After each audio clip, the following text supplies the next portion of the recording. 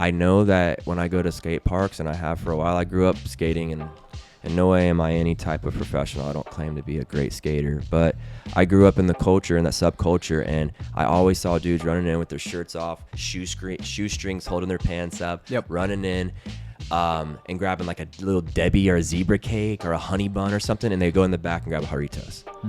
And then I would see like the Haritos lifestyle on the construction scene, but I also saw it in bodegas and stuff, and it just became something, an idea several years ago before I pitched it to Nike that was like, this is a brand that Nike or a big company haven't collaborated with. It's an untouched brand. We haven't really collaborated with anybody. I need to get, and that's kind of just what started that fuel cell. Welcome back to another episode of the Paid Time Off podcast, where we interview people who make a living doing what they like to do. Today's guest, we have Severino Alvarez. With a passion for fashion and an unorthodox approach to pursuing a career, Seve shares stories of caddying PGA tournaments, styling A-list celebrities, and behind the scenes of entering the fashion industry. We'll talk about Seve's faith, fashion, sneakers, hustle mentality, and separating yourself from the saturated pack. From handling stress in the fast-paced world of fashion and the art of networking, this is Severino Alvarez. Feeling pretty nice. I got a fresh bottle of Haritos, so Yes, sir. I can't complain. How would I pronounce your name correctly? Yeah, it just really depends. It's either Severino, Severiano Ballesteros is who I was named after. So again, it just depends, like in Greenville, South Carolina, it's Stevie, like nobody could ever get it right. So, Stevie. But thank you very much for coming on. Stevie. Yeah. We're excited to have you. Excited to be here. The Thanks, quick guys. background on Seve, that's what I'm going to call him for this. Creative engineer, creative director at Haritos. Done a bunch of cool stuff with fashion, streetwear, clothing, hype, apparel, anything in that realm you've been involved in of some sort. I'm going to first start it out with, Let's go. so you're 5 years old in San Fran. Your dad is in the Yep. MLB. Yes, sir. And your mom walks out, fresh mink coat, bought from your dad. Paparazzi's ripping photos, and you're getting in the back of the limo, and you're like, what the fuck is going on? Because you're so young. What's it like when you're a kid like that with such exposure, just trying to even understand it or grasp it? Wow, you came out of the gate fire, and I love it. We got to start at the beginning. I think if I go back into that moment, it was surreal. It was one of those experiences. It doesn't matter if you're a kid going on your first roller coaster ride or whatever. When you experience something like with a lot of adrenaline or like excitement, I guess, behind it, it kind of does something to you. And yeah, there was a lot of, it was cool. I was so proud as a 5-year-old kid of my, 4-year-old, 5-year-old kid of my dad. I was like, dude, you're making some waves. People want to know who my dad is. Yeah. This is crazy. This is awesome. They're taking pictures of mom and you. This is cool. And then again, my mom and her attire was something that that stuck with me. And my mom's has the biggest servant's heart. And it's funny how like we came out the gate like your mom mink coat. It's like she hasn't worn a mink coat in 20 years. But yeah, those nights, even though they're very limited in my 5-year-old mind, those are things that stuck out, and it was really cool. So yeah, it did frame me in a way of like. There's an essence about that lifestyle or culture. It doesn't matter if you're a major league athlete, just that like, whoa, people are taking pictures of you. People want to know who you are and hear what you got to say. I think there was an aspect that I was like drawn into by that. So yeah. So would you say like your mom is one of the biggest reasons like Sorry that you about that. are, you have the love for fashion that you have? Like, do you For think sure. that's...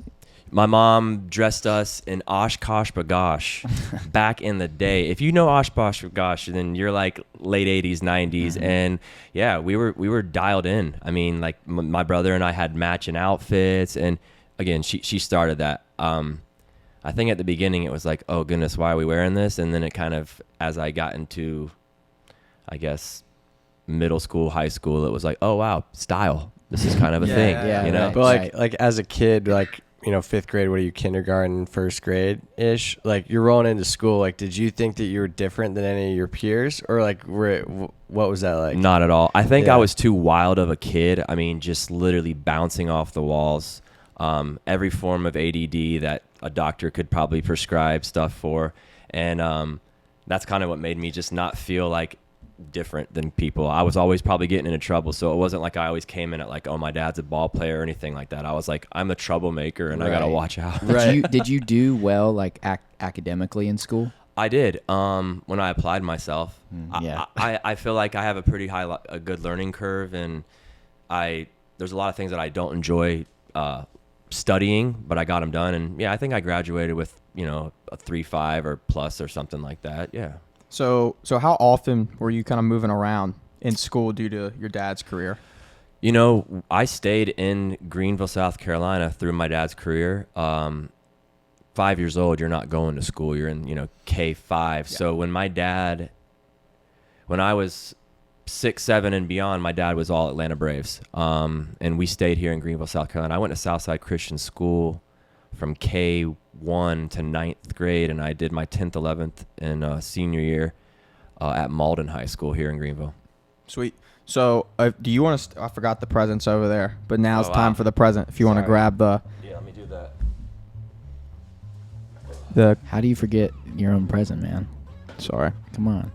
All right, Sev. So when you were a kid and just younger in general, I have no idea what this is about to do. I think you were naturally born with this hustle mentality, just in you. And some of the first things you were slinging as a kid, one of them's in this box, Okay. this bag. So we didn't know the packaging was going to be kind of fucked up on this, but it's not going to pop out at me. No.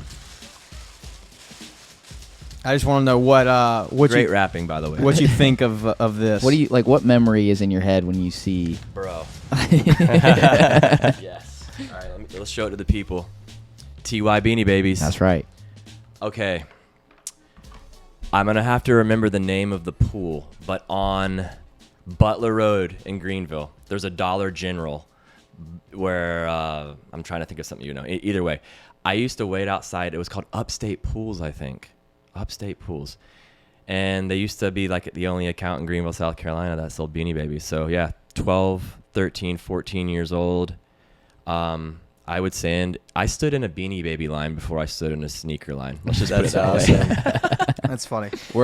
How old were you when you were slinging Beanie Babies? Yeah, I think I was like 7th, 8th, 9th grade. I mean, I think 9th grade it kind of slacked off. It's to this day, my mom at her house still probably has a couple hundred Beanie Babies Right. with the tags, with the plastic on them, which is funny, but I probably should go back through those and see if those are any value. I heard like there's a craze starting to go. Every 20 years, baseball cards cycle in and out. Yep. Baseball Yeah. cards. Yeah. Well, Again. everything ebbs and Yeah, flows. so that's What like the inspired you to industry. do that though? Like, what made you like? All right, I'm gonna start selling this shit. Because I went online and again, so Southside Christian first tapped into the internet, eBay, crazy stuff back in the day.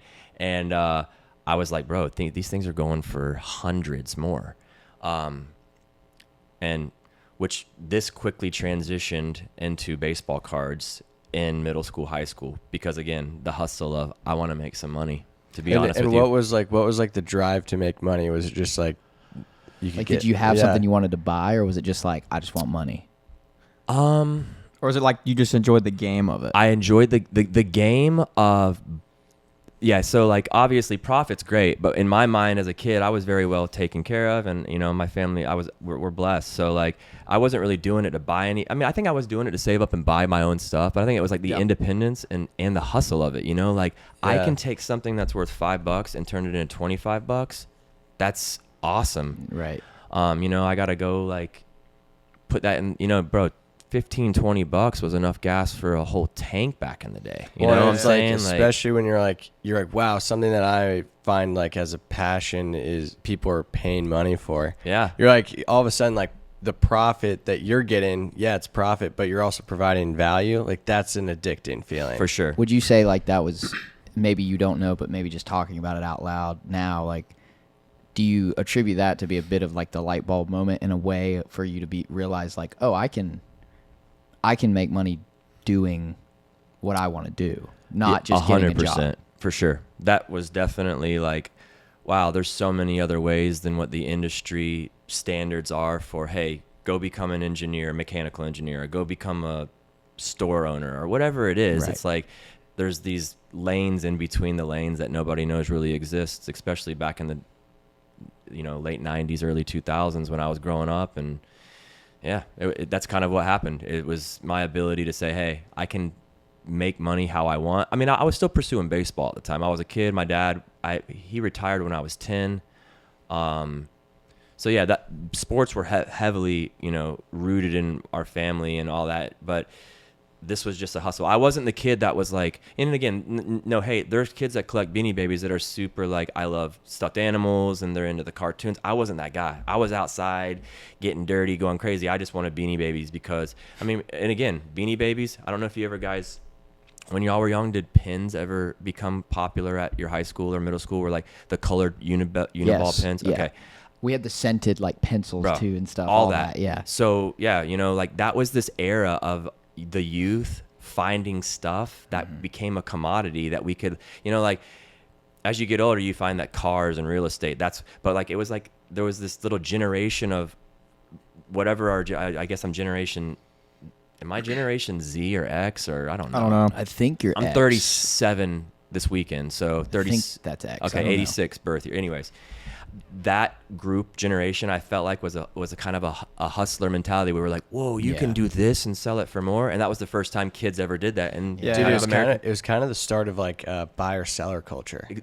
Dude, that was Yeah. even though sneaker culture was way alive back then, it was Nike Talks forums and like old blogs that there wasn't like the commerce that you have nowadays. I mean, bro, there's 15 platforms like StockX that can sell a shoe for you in 5 seconds if you want to.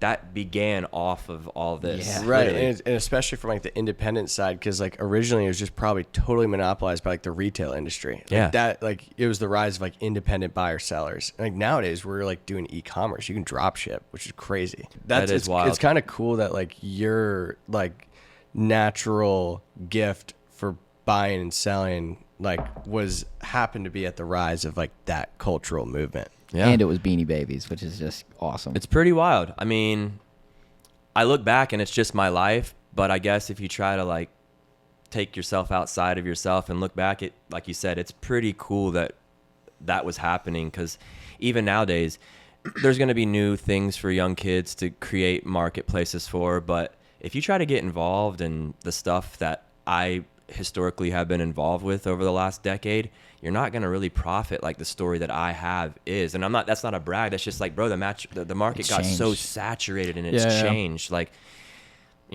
So bringing it back, you're dealing baseball cards after the Beanie Babies. And during that time, that's kind of just happening. And it's just like this side hustle. But in your mind, are you like, I'm going to be a baseball player when I grow up? Yes. And talk to me about the 2010 Clarinda A's, I believe, because you had a pretty good batting average of 324. Oh wow, yeah, that's a cool stat too. Yeah, I was. How old was I? 2010. I always count back now. That's where I'm at, that age where you count back. So that's 13 years ago. So we're at 23. Were you playing ball in college? I played ball in college. I jumped around a few schools. Okay. Played a little, redshirted at South Carolina. Team was way too good for me to get playing time there. And yeah, jumped around, went back to a JC, made the junior college all-star team. And that's the year that I went to Clarinda for the second time. And yeah, played pretty well. I mean, again, I could go into a long rant about how the game's changed, but baseball has been I thought from 18 to 22, 23, that there was a good solid chance that I would probably get drafted even in a late round and probably play AA ball, AAA ball. I mean, obviously with the passion to play major leagues, you can get lucky, but you met your wife while you were playing baseball, right? Yep, in Iowa, Clarinda, Iowa, for that same team. How did that happen? So cool little locker room. And just a little context, this is the same team that my father was drafted by the Atlanta Braves off of. Cool. And Ozzie Smith, the Wizard of Oz, the famous backflip St. Louis Cardinal. Even though he got drafted by the Padres, I believe, in 1977 when he got drafted. My dad got drafted in 78. And so it's just a historically famous summer league program. It's called the Mink League. Anyways, veterans always had to do stuff in the community. And if you're a veteran, you've been on the team more than 1 year. And this one random night, they were like, hey, veterans, all rookies, you guys are good to go. Veterans, after you shower and get changed, you got to go to the square and help these old women, quote, literally old women out, and help them break down the Relay for Life cancer walk. So, with a little bit of like, all right, we're going to do this. We go. Obviously, it's a good cause, but I'm not lying. It's like, all right, we just played a 9-inning ball game. It's the last thing you want to do. And we're going to help old women. And we get down there, and there's everybody's old. And then here is this half Japanese. At the time, I didn't know she was half Japanese. She just looked like a very beautiful, very ethnic girl. And I was like, what? We're in a town of 4,000 people playing summer baseball. Where did you come from? And that kind of started it off. And she's doing a good thing. Yeah. Yeah. And yeah, exactly. And I mean, again, you have to have a little bit of history out in the Midwest where I live. And shout out to the Midwest. I love you guys. It's a very unique place. And statistically, there's a lot of crazies out there. Like you're not, in my mind, as an East Coast kid, going to run into your wife. And I know that people will be like, wow, I can't believe you said that. But I mean, again, I grew up in South Carolina. I wasn't thinking that I was going to meet my wife in the farm fields and corn fields, So I thought I was playing baseball there. But quickly did I learn that like it was definitely a God thing. She's definitely the best thing that ever happened to me relationally. So yeah. So after that, you played ball at USC, went to USC for a little bit, and then you also went to Parks University. Yep. So what was your time like in school, and what advice do you have nowadays for kids who are maybe in a creative field or some type of field where they love what they're doing? Do you think school's necessary now, or what's your thoughts on that? Yeah, not at all. I think you guys made a wise choice in your decision to stop pursuing school and the forum that it's in and do what your dreams are. I will say that you can always take a positive from anything, even if it's mundane. And for me, in my journey, I needed a little bit of structure, like organization, as you can see, even though I'm very creative, might be a little bit of a lack in my life. I think I'm clean. I'm very OCD clean. You could like eat off my floors, but then you look around, you're like, bro, I can't walk anywhere. There's just stuff everywhere. I see this though as like inspiration. Like yeah, you know what I mean? Like it's not, but it still is clutter. It's yeah, clutter. but it's like a living mood board for you. For sure. It's different though. Like my I have like a way smaller office, but my office is also the same way. It's just decked out with things. But like everywhere I look, I'm like, I will be brainstorming, making a storyboard or whatever, and I can like draw inspiration from everywhere I look. And I think that's important when you're working 100%. I mean, this is a story. If I were to die, I would hope that people would look at this stuff more of it as experiences that I endured and got to the privilege to take on, rather than just like, oh wow, that's worth this much and that came from this year's collection. I look at it as like a little miniature museum in a way of just like what I'm glad you've that done. you said that because It's like a it is timeline. cool, man. Like it's pretty surreal. I don't even know what the question we asked because I went into the clutter. Well, we were talking about school. Oh yeah, Just your structure and organization you So got from I would it. say that for me, school taught me organization, and it taught me that it's kind of like SEAL program. I don't think that SEAL program is for everybody. Navy SEAL are Right. like private sector stuff when you really have to train or weapons, all that stuff. But if you go through it and you never use it, it's still in the back of your mind as like that degree or that certification that you earned. Even piloting for me, it's kind of that same thing. So Yeah. it's just something that you did, even though you might not use it. It's like, I know how to do it. Right. And that's a good thing. What was your You're programmed now. yeah, You're like wired a certain way. Exactly. Yeah. what were you studying when you were at school? I studied, I got an AA degree when I was playing junior college, and that was just in liberal arts. And then I got my my degree in Bachelor of Science in Organizational Communication and Leadership. Awesome. So while you're there, you're doing that, and then eventually you were a caddy for 5 years. How did that walk like- us through that timeline? Is that right after school? Yeah. So met Cynthia, 2009, and kind of was at the end of baseball. Not because I necessarily had to be. I mean, there's guys that play semi-pro wood bat ball into their 30s and try to make it. I just could see something changing in my life where it was like baseball had worn off. But you got to understand, the last few years of my baseball that I'm trying to pursue, I'm really into style. Like everybody around me is like, where'd you get those shoes? Where'd you get that? Because I'm like I'm still 2009, 10, 11, 12 were really big years that I started to get really good access, but I had been into style and stuff since high school. Were you like side hustling through this whole time, or 100%? Yeah. So explain access. How's that happening? or like Well- explain like the side hustles that you're doing? Oh Yeah. man, so many.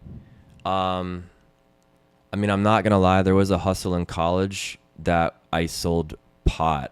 I mean, I'm gonna be honest. Not That is a side hustle. It was a good side hustle. I bet.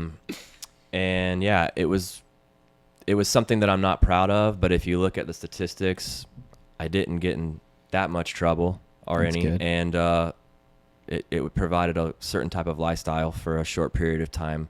But again, hustle mentality. That was something that I looked at as, hey, here's a method to get something that I like. Be cool. You know, not even cool, like be well liked. I don't need to be famous, but I think it's cool to be well liked by people that you're around. You know, like, hey, he is a genuine person. Just don't be a douchebag. Exactly. Yeah. And just to stay connected. I love connecting with people. So as funny as it sounds, but being like the weed dealer sometimes when you're red shirting and all you're doing is like hitting BP and working out and stuff is like not that bad of a gig. But anyways, going from that, the hustles were some fashion. I mean, bro, landscape, all of it. So you're doing everything. I literally was in a Bobcat, in a lumber yard in Simpsonville, like moving wood around off of trucks. Were you fitted out doing it? 17 years old, just because I was like, I need some extra money. My dad always, and again, that's something that I have to commend my father for is, you know, he didn't make the most money in baseball. He did okay, but you know, those back then, Tony Gwynn was getting paid the most, and that was only $2 million a year. Where now guys get paid $25-50 million a year.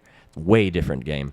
With that being said, he taught me the value in the hustle, in the earn your keep, do the yard work, buy your own car, stuff like that. You're not above anything, sort of. Exactly. Thing. Yeah. I mean, he grew up on a dirt floor, so I think that my dad is one of those guys that, like, he is the American dream. He hustled his balls off, literally, and made it to the major leagues, provided his family a suitable lifestyle, and honestly gave his kids the education so we could go out and kind of build a, you know, like, for instance, this would never have happened if my dad wouldn't have set up some type of system where I could gain the knowledge to get what I got. Yeah. So one of your first, I guess, serious side hustles is styling, correct? Yeah, that in the realm of fashion, we're close to Atlanta, rap community. I was doing some music videos, like pro bono sometimes, just to get in good with some people, and then it just started to manifest, man. I mean, again, I'm a student of the game, so studying online, you know what I'm saying? What sneakers are coming out? This is 2000 now that you're talking about when I started, probably like this is 2012, 13. I'm still caddying. I'm now on tour. Oakley sponsored me as a caddy, which was really cool because I met, sick. it was cool. I met, he was Ted Lee, I believe. He used to be the former president of North America Oakley. Just dropped another Oak bomb, dude. Second Yeah, podcast. Neil dropped Oak bombs Oh, last yeah. See, that's cool. It's coming full circle. Because, yeah, Neil is the man. And shout out to Neil. Yeah, so I think when I was caddying, I started to develop this, like, hey, I'm just a caddy, but mind you, I won the first time I ever caddied, and as a professional, my guy won the tournament.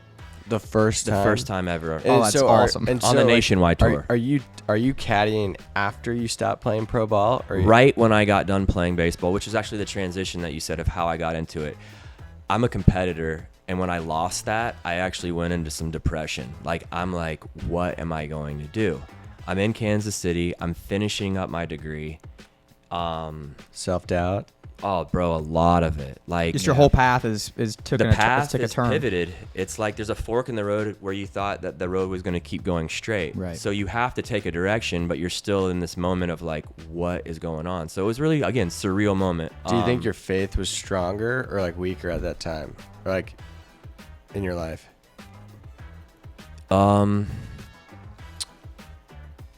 Faith in what? Christ. I think my faith in Christ was, I always know who God is. I just wasn't seeking his, I wasn't seeking him like I have in the last several years. And it's not because I wasn't a believer. I think if I would have died, I still would have been at the gate. Hey, well done, my good and faithful servant. But I just wasn't at a place. I think my faith in myself, it was almost like that bittersweet thing. You know, like the first emotion that you have is not anger, it's sadness. And then you just get angry because you're sad. Yeah. Mm-hmm. I was like sad, but then my hustler came in and I was like, fuck this. Yeah. I'm going to show baseball and everybody that just doubted me, I'm going to become something else that's even greater. Mm-hmm. And that's kind of that thing. I mean, bro, I was literally working at an organic grocery store across the street from my apartment. And my brother and the Nationwide were making a loop. Done ball. Hey, Dad. Hey, Austin. Because my dad was a chaplain on the PGA Nationwide Tour. My brother just stopped. He didn't stop. He's still a little bit in and out of it, but he's been a full-time caddy on the Nationwide PGA, and he works at Augusta National. So let me land this plane. Sorry. They came through. I said, can you pick me up? I'd really like to go try to get a Monday qualifier. So because there's guys that Monday qualify to try to get into the tournament each week. Yeah. This is like Corn They were Ferry? like, Seve, we love you, bro. And I know like you're going through, we can't endorse that you caddy. You've never done it before. And I'm like, dude, I've been golfing with you guys my whole life. I know what's going on. He's like, Seve, this isn't the same. So anyways, Seve, being Seve, still goes. Yeah. I go roll up? I rolled up Yeah, did you with say my, fuck it? And you were like, I'm just going to show up. I literally was like, all right, I'm going to figure this out myself. Manifestation. My buddy Pat Sellers picks me up. Austin, I believe, was actually with us. Because Austin was like, yo, you can come. I'm just not telling any of the golfers that like, yo, you should, because bro, I don't want to lose my, and now when I look back in retrospect, I'm like, I'm not mad at you at all. You would have needed I would do the same thing. This is my career. Anyways, Yeah. Go out in the parking lot, get a Monday qualifier bag. He doesn't make it in. Tuesday, nobody hits me up. Wednesday, this is the day before first round. This dude walks into the parking lot, just messy. Like he just got off the road for 10 hours. Goes in. I was like, anyways, comes out. Hey, this is I was like, this is my last opportunity. The sun's going down. Hey, this is my first week, but hey, you boom, you want a caddy? He's like, well, I already hit a guy up named Seve, but he won't answer. I'm like, bro, I'm Seve. So he's like, dude, what's your phone number? The pro shop had given him the wrong phone number. Anyways, picks me up. He's like, bro, I just made the tournament. I'm an alternate that got the guy before me on the number list dropped out of the tournament, so I get to play in his spot. I need a caddy. Let's go out on the course right now and play. Well, who was this? His name's Steve Friesen. And you're like, he's still you're the like, head pro okay. at Firethorn Country Club, which is really awesome in Lincoln, Nebraska. And at that point, did you have like any idea who he was? No, Okay. I didn't You're care. like full send. Yeah. I was literally like, this guy is actually a pro that's allowed to be in this tournament, and I get to caddy. So in the moment, I didn't give a shit. I was like, bro, I got a bag. Yeah. And the competitor in me just like full. And then I'm like, okay. So what are you paying me? And it was like $600 base fee. And again, that was like normal, a little, maybe $100 cheaper, $200 cheaper than what was like going rate back then, which is normal because usually you caddy Monday, Tuesday, Wednesday in practice rounds. And we had already skipped that because he showed up late. Yeah. With all that being said, the guy went out and shot 10 under No way. Thursday.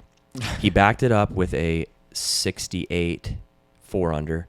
Then he shot 6 under again, and then I believe on the last day he shot. I mean, bro, he finished the tournament at 26 under. It was a landslide. Are you watching this just like freaking Yeah, out? you like Well, just day like, one, oh my God. he made an eagle on number 3 from the fairway, 180 yards out. Literally one hopped in the hole, and I looked at him. And the crazy thing is on hole number 3, we were arguing about a distance. Like, bro, this is day one, and I'm being Seve. And he pulls a club. And again, when you're first caddying, you don't really say a lot. But he said, hey, what's the number? And I said, it's 73 cover. And he looks at me and he's like, it's not 73, it's 63 cover. And I'm like, Steve. And I added up and I said 73. So he comes back down, puts the club, grabs a 7-iron, hits it in the hole.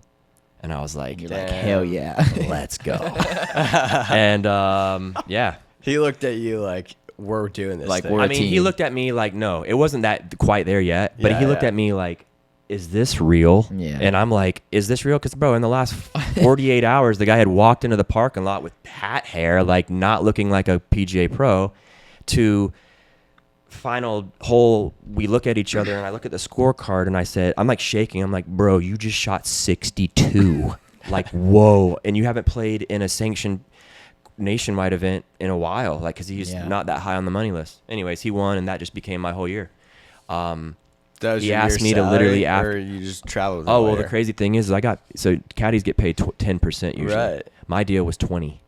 No. Yes, my first tournament, No way. I walked away with 20% of the winner's check. No. And he's a man of his fucking word. Shout way, out Steve dude. Friesen, man of your word. So That's awesome. So Yeah. during all this, when do you start trying to network at the fashion events and stuff like that? Like, how did Is that this before or happen? after? Well, I that? mean, you got to think. I'm with golfers, so I'm already styly. I'm Yeah, Oakley'd out, Yeah. new shoes. So the golfers is where it started of like, yo. And again, some of my baseball friends from college and semi-pro had moved on and started playing. So I'm always staying in touch. And I have a network of people, my dad's network of people that I'm just trying to stay in touch with. Yeah. And it just really started with like, yo, Seve, nice fit, boom, boom. And again, bro, like I'm a caddy, but I'm still like wearing a little bit of Louis, like very little. But it was like I was trying to Just subtle enough. Just just trying subtle to to show see, people yeah. like, yo, there's something about this caddy that's more than just caddy. And that really what sparked people's interest. I think I got a little bit more value in the eyes of professionals, where caddies typically are like the servant or slave of you. And I mean, literally, that's really what it is, which is a whole nother topic. But But that was you know, strategic. Like you knew there were back eyes. in the day, Augusta National only had black caddies. If you really want to go into Yeah. like the deepness of a sport that caddies started in, caddies have never really gotten the credit that I feel like they deserve. So, And that was strategic, like wearing those pieces, because you knew people were 100%. watching. You Yeah, were like, there's- someone's gonna see this. bro, there's Nike guys that were sponsored Right. by Nike, and they were wearing crappy, just they look like really tacky. Yeah. And I'm like, bro, I'm gonna show you how to wear this the right Yeah, way. yeah. And then it's like, yo, and that just kind of transcended into more people getting up under me. Yo, I see you traveling around doing cool events. Cause bro, I'm a guy that I'll go to a concert. I mean, bro, there's the stories of caddying. It's just funny. We're in Boise, Idaho. I'm caddying. We go to Slightly Stupid's concert, and I finessed me and 3 other dudes backstage. At the end of the night, we're smoking Slightly on Slightly Stupid's tour bus, which love is it, hilarious. yeah. And we leave, go back to the golf course the next day, and the golfers are like, bro, Seve got us in backstage at the Slightly Stupid show. That was awesome. And it just became like, I think I'm just a tester of the waters. It's like, Yeah. there's nothing wrong with going out and seeing if you can succeed. Yeah. People are so like, yo, stay in your lane. I'm like, bro, you had to learn at some point to be able to shoot LeBron James. Right. Yeah. So don't tell me that I shouldn't be on the court at least practicing my shot.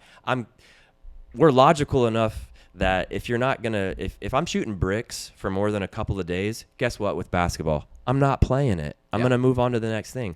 But these things became, I saw that there was something that was capable, that I was capable of, that other people were statistically struggling. Like access is a struggle. People, how do you do it? And it's like, it's hard to explain, but I can do it. Right. And that's kind of how things progress Yeah, with that. yeah. So what would be like? What was that first, either event or thing that you took the leap on to do that was obviously like, all right, I'm about to just full send this because I know that there's something here for me in this world of Art Basel, Miami. Talk about it. So my wife's brother married a Peruvian girl. We went to Lima, Peru in 2011 for the Peruvian wedding. There's 2 weddings, one here, one in America. And it was one of the dopest weddings I've ever seen in my life. It was all out. I mean, crazy. Dragon dancers, the whole thing. It was awesome. And I asked my wife to marry me there at Machu Picchu. Wow. And I met Payman Kazamian, who is still one of my best friends. And this guy is like, it's so hard to describe him, but just imagine somebody that you cannot put the event on a global event, like F1 level. You can't put it on without Payman. He's that type of guy. Like, he's the dude that's wearing a normal pair of Wrangler jeans that he bought at Ross and Pumas and a t-shirt, but he's friends with everybody that we wish we were friends with. And they trust him to do their production, logistics, all that. He took me up under his wing because he was experiencing me marrying my wife in Machu Picchu. We became quick friends, asked me to come to Basel, was like, yo, he literally says, I see something in you. I told him what I was up to, styling, into fashion. He's like, come to Art Basel. I think you could benefit from this. And I went down there, and it changed my life. I learned not only, the first year you don't learn that much other than I got to come back here and figure this out. And I did every year from 2000. You kind of figure out what you don't know. And when you realize that you don't know anything, it kind of just lights the fire. Yeah. Because again, like, even though I am only recently admitting it, and it's not like I've been hiding it, like I'm answering questions for myself as I get older. Like, what have I always really wanted? And I think it's just funny. It's like, I think of 007, man, and Batman. Like, those are cool movies, and they're really cool fictitious characters. But like, to be able to be a guy in today's world that can drive, shoot, style, finesse, have some handsomeness and allure, it's always like we live in a modern era where we want to keep that in the movies. It's like, you can't do that. It's like, but why not? Right. And I think that's just kind of what kept pushing me. That's a good way to do it. And so the art world to me was like not my first ambition, but when I learned, whoa, there's a lot of prestigious people down here that spend exuberance amount of money. Well, It's a certain unbelievable. lifestyle comes with when you live an artist lifestyle. That is the closest you can get to the movies. And it was a match perfectly at Miami for me and everything I do, because you got to think, every year in Miami, guys, you go down there now. How many brands are down there? Every All of one. them. Nike to Louis to Fendi to Rolex to Audemars Piguet. Every single brand, car, clothes, everything. There's literally marketing companies that just go down there and promote their marketing brands. It's the easiest way to spend. It's like I've always gone to events that I found out everybody in the world was coming into that one place for, because it's cheaper. I don't have to go a lot of places to meet all 1,000 people that I need to say hey to this week. And that was Basel for me for a decade, basically. So you're wheeling and dealing, basically networking. Like you're meeting all these people, and at some point or another, you strike up a business called Blitz, and you're selling shoes. Not my business. You're with. You're how with- did you? How did you? How, meet? Yeah. like, how did this happen? Because this gave you a platform. So yeah, through Art Basel. So Andre Lustina, founder, sole owner, Project Blitz. Shout out to Blitz.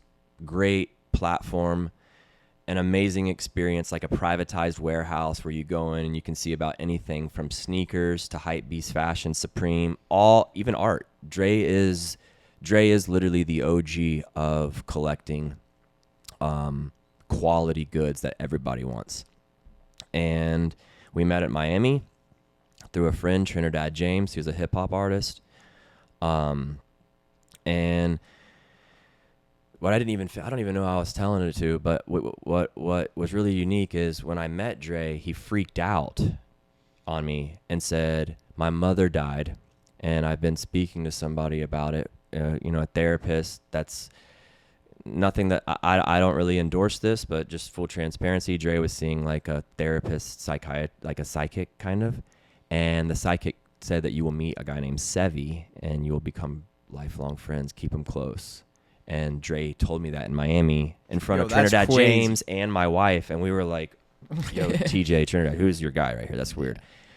But I flew out to LA, met the team, and my first item of business with them was buying Supreme in the 2016, 2017 seasons and bringing it back to the East Coast where nobody could get it. Only if you went to the store. The app I don't even think was out yet. I think you had to go to like supremenewyork.com still. just to get it. Yeah, just to get it. And that created a very useful way for me to monetize out here and grow my network at the same time, because people are obviously like, yo, who is how this the guy and fuck are you how are doing you this? getting this?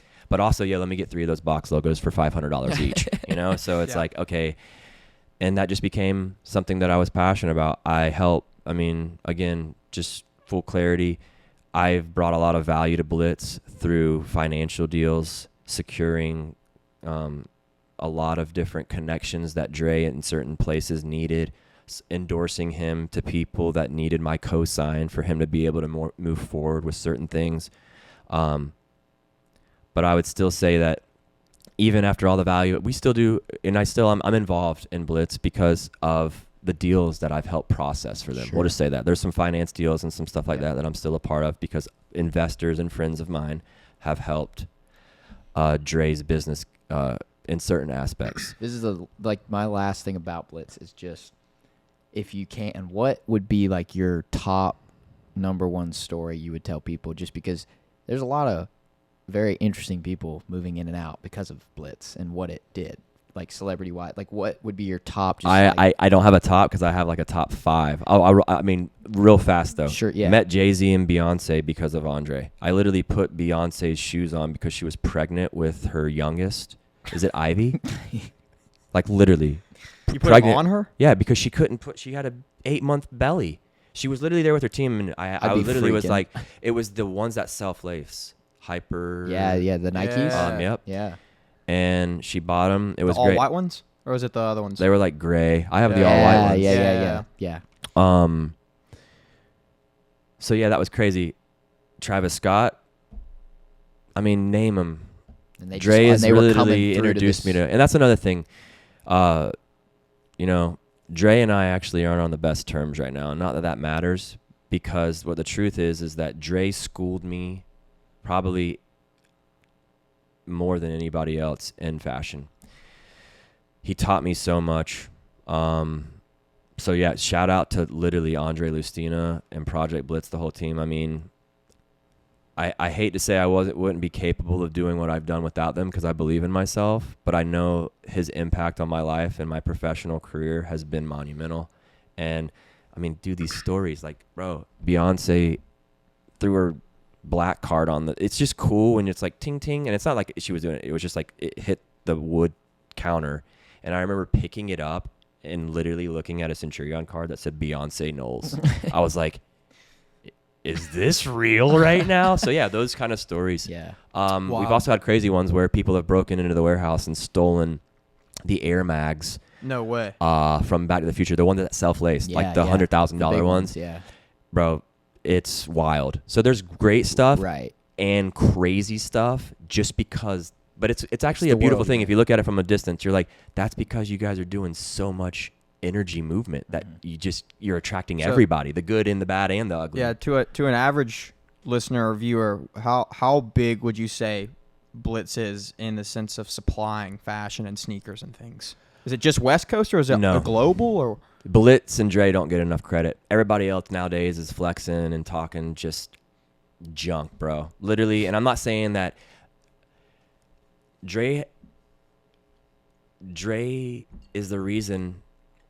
Oh gosh, I gotta watch these words. But Dre is the reason Travis Scott wore SBs the way he did.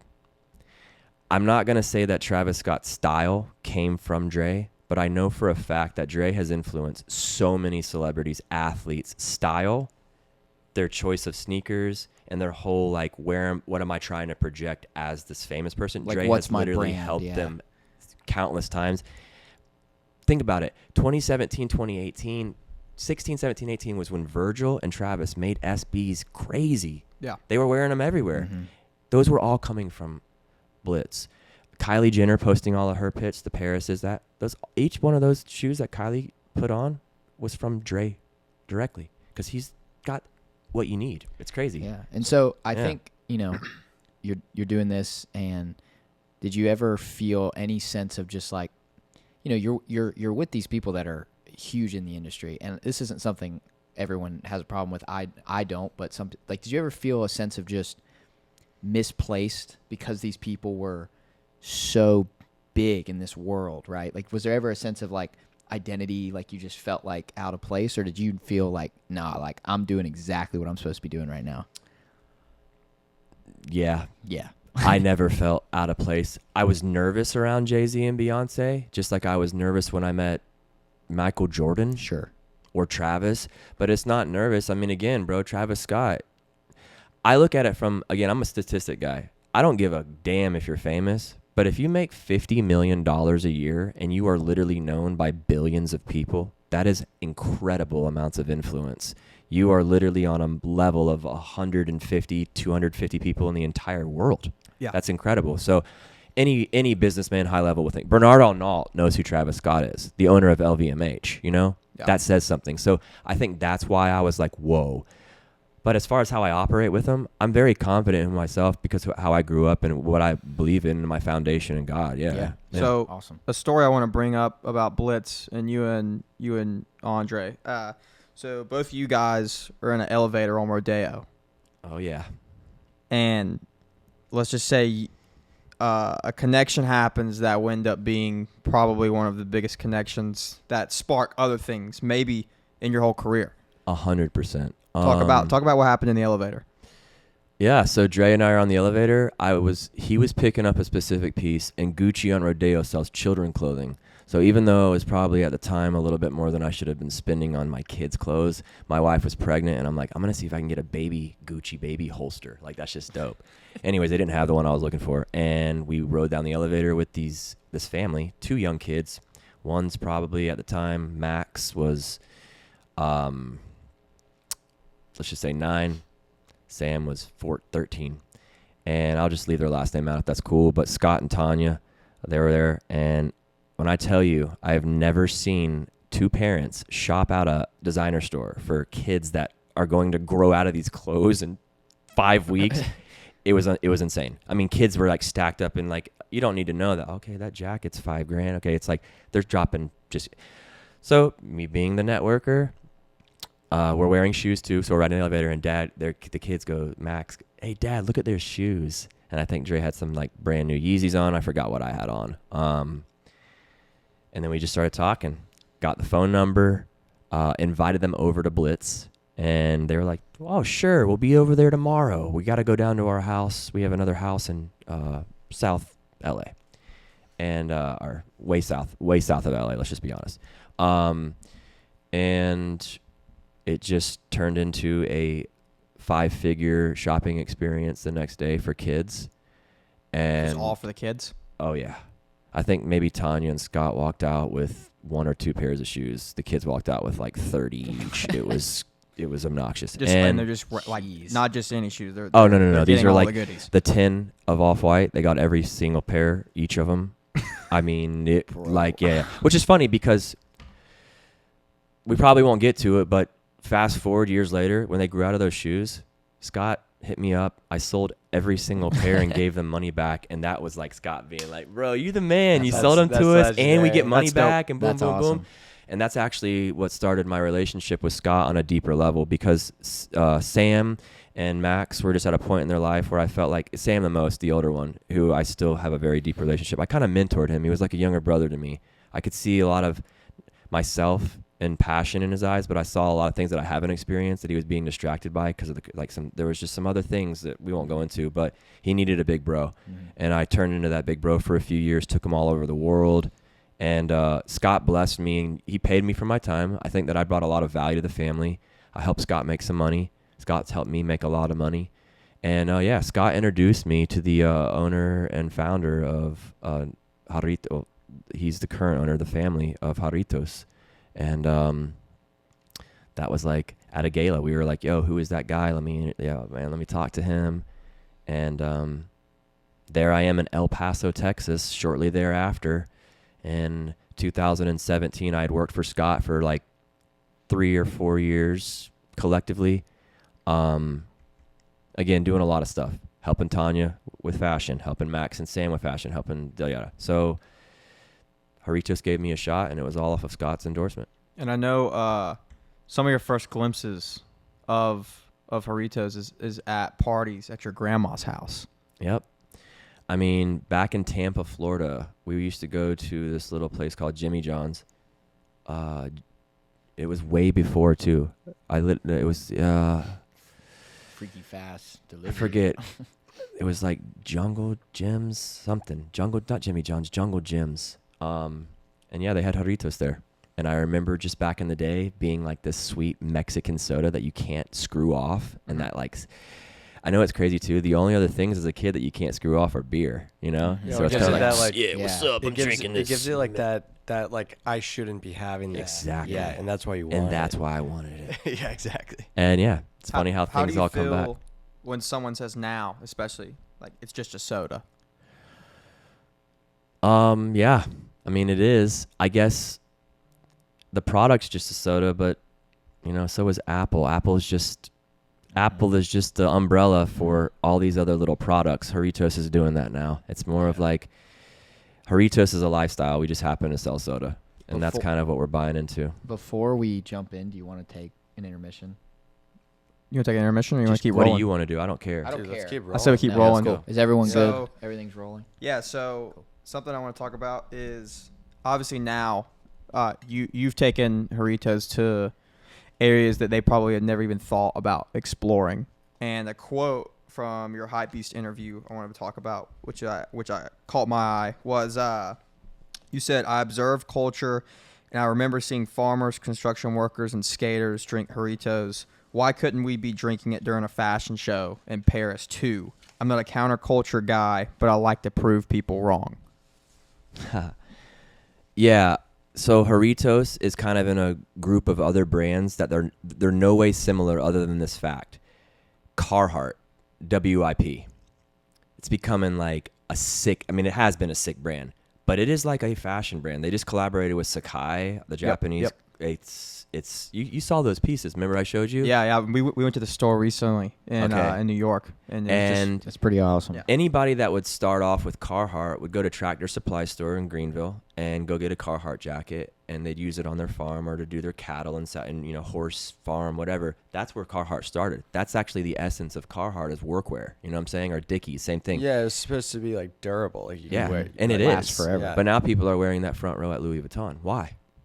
Because they can. Because it makes sense. Because it actually is a cool brand that stood the test of time. So I think that, this is a deeper issue, but we're being spit what we should wear. Mm-hmm. Yep. And then you look at it and you're like, but that's not really that good. It just is that name that LeBron James or somebody Right. famous told us to wear, and they're paying that person. So if you really break it down, the construction of, I think Haritos has more story to tell. It's a 73-year-old brand. Well, so do you think that brand starts with product or storytelling? Storytelling. Okay, cool. Can you elaborate on that? Well, I think you have to have a product to tell a story around, and that's what any market is created off of a need of a product or Yeah. a service, Supply a and goods or a demand. service, right? Yeah.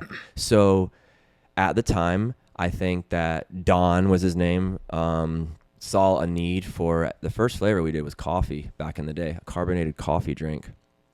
Crazy. It didn't do very well. It's ahead of its time. I don't want to give too much information away.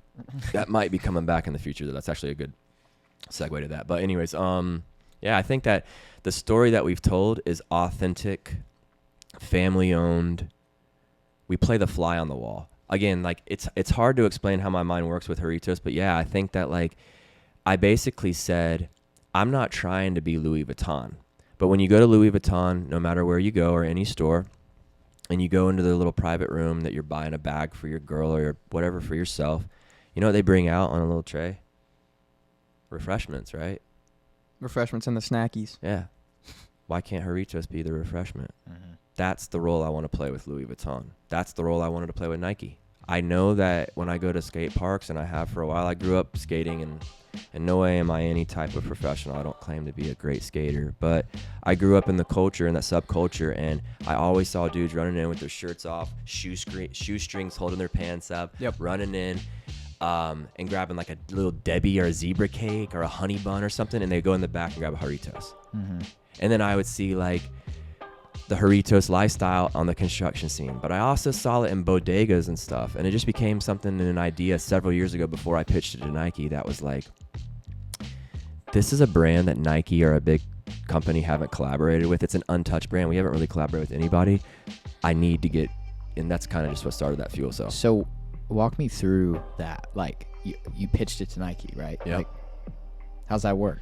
So again, I met a group of people in and out of, again, this isn't because of Dre. It's just during my tenureship and working with Dre and being his friend and us getting to know each other and introducing our networks to each other, I met a lot of people that I kept up with that don't even necessarily keep up with Dre. You know what I'm saying? So we became friends with a couple people. My friend Ben, who is a catalyst, Ben Kirshner, great guy, great father, great family man, and he had a long run at Jordan Brand and Nike. I won't go into everybody he still works with, but he's a serious creative and designer. He's the one that designed multiple shoes, Odell Beckham shoes, Kevin Durant's, lots of Kyrie Irving, lots of Devin Booker. That's his signatures all over that stuff. So anyways, we become friends. My father played baseball. He's a big baseball. He has 3 sons. Anyways, we connected. I took him to the Field of Dreams, the baseball game, the Yankees, White Sox, the first one. I flew him in on the private plane. And that was a big deal for you going to that, right? 100%. It was a great big deal. Yeah. And I mean, again, Ben just texted me. I texted him a picture with his sons, and he was like, best day of my life. And I'm like, bro, one of the best days of my life too. And he helped. He was a catalyst. So I basically came through Ben and a few other people that I had already pitched it to in Portland. I go to Portland even before this started. I try to go to Portland because, again, PGA Tour, they play out at Pumpkin Ridge and Beaverton. And so when they're out there, the PGA guys are out there. So I'd go out there and buy a hotel for a couple of nights just to hope that one of my friends that's a designer or something would let me come on campus so I could politic with somebody. Right. That's what it was about. And went out a few years, row in a row, and then got some people, put it in front of them, put it in front of Ben, and Ben literally called me back and was like, bro, I mean, I remember it like clear as day. I got a phone call from Ben, and he was like, nothing's ever confirmed with Nike, but I think you just really impressed the right people. And that was like, impress the right people? Yeah. What is happening here? And then, not a few weeks later, I get a formal email from a Nike legal, Nike this, and it's like, hey, Severino, we're really interested in your proposal. Great job. We'd love to discuss it in more with you. We need you to sign this non-disclosure, and we'll move forward. So I, 5 seconds later, signed a non-disclosure, sent it back, like, don't act like I need this. Do I let the email sit in my inbox for 24 hours? Yeah, Did not. Did not. Immediate. So, we haven't said what exactly it is that you did with Nike. So I think, so now you've got this pitch. First off, are you pitching like just the idea of the collab, or are you pitching the specific product? Specific product. I said what I wanted an SB dunk. I think it matches the culture. And we ran through a bunch of other stuff of what specific model. We want you guys to maybe go here. And I was like, nope, we're doing a dunk low. What's Haritos think during this? Like, are they just like, are they aware of it, or are they just Haritos is fully aware because, again, I'm very transparent and I let them know. But one of my responsibilities and how the brand, I'm in care of certain facets of the brand are like, hey, you guys let me handle what I'm really good at, and I'm going to give you guys and the legal team and all the finance stuff when it's appropriate. So, like, at this moment, it's my proposal's been accepted, and I need to substantiate my claims about why this is important to Nike. Yeah, Haritos doesn't need to come on and be like, yeah, go Seve. It's like, I need to do this with Nike, make sure all these 25 people on these Zoom calls are like, we're doing this. And then I sign the legal work with Haritos saying, we approve this project. That's when Haritos comes and gets involved, but more of just literally they're supporting me in the endeavor. This was like kind of my baby. But I had asked that, and I really appreciate everybody at Novamex and Haritos giving me the space that I felt like I had not deserved. I had earned to a degree, because when I pitched them in 2017-18 on what I could do for the brand, I remember being in front of a couple of the board of director guys being like, and I can get you a shoe in Nike. And they're like, what the heck? How is that going to happen?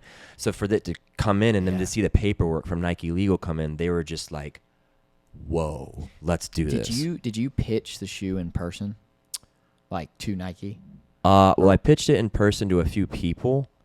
But when they agreed. But not as like the corporation, like where I'm sitting in a Nike boardroom like, do we do this? No, that was literally Zoom because we're in the middle of COVID, bro. Yeah. Right. So when you're pitching it, I mean, did you basically just have the fattest pitch deck you could have? It wasn't even that deep of a deck. I mean, it might have been a 10-page deck. Nice. But it was a really good story.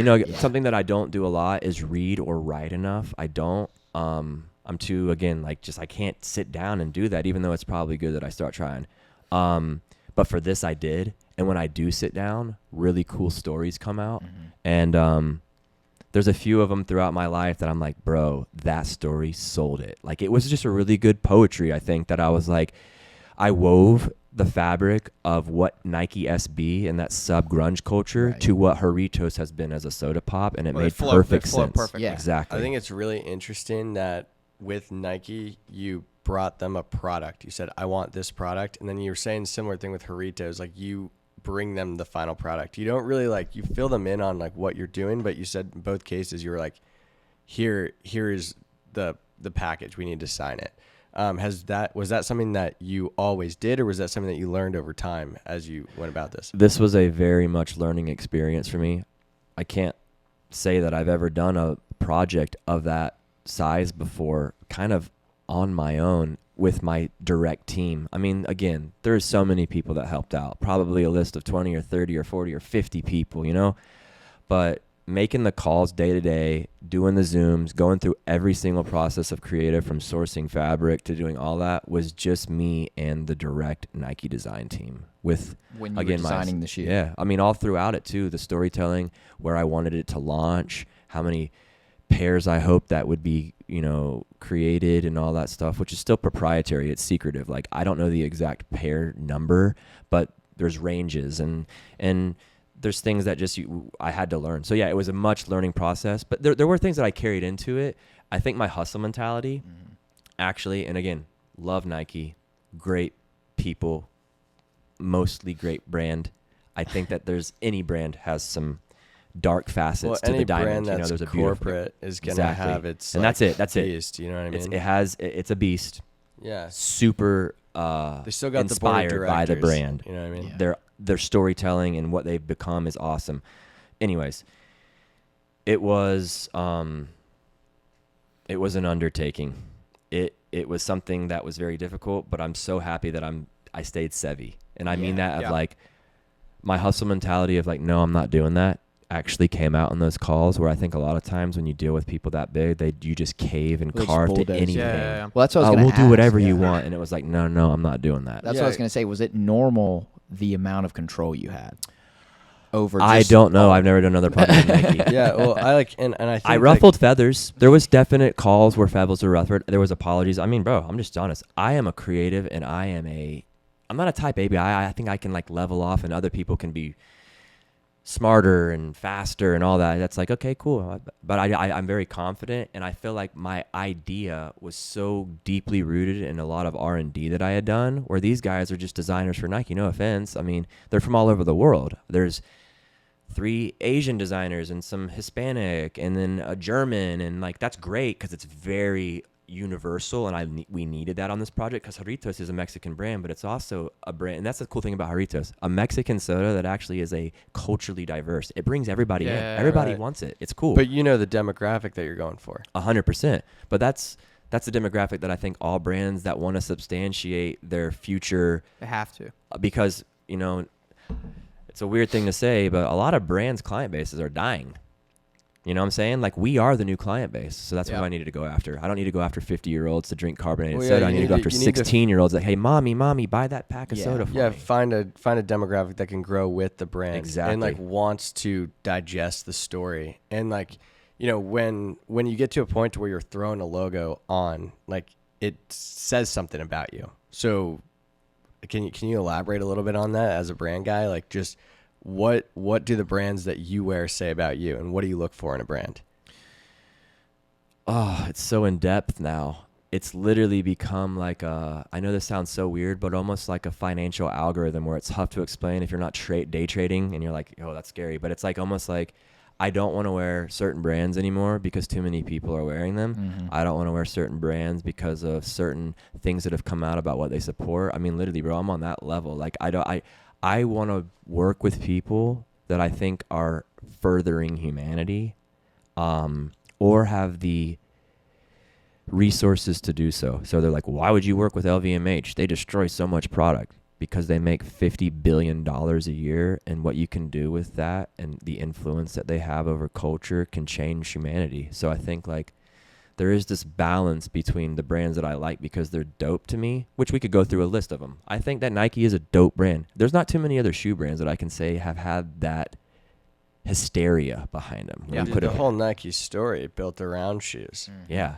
And then, so like, I like wearing stuff other people can't wear. I think there is a finesse and a kind of element of disguise behind high fashion where like you're not wearing a brand that says the logo anywhere on it, but that button down still costs $3,000, and you're like, what?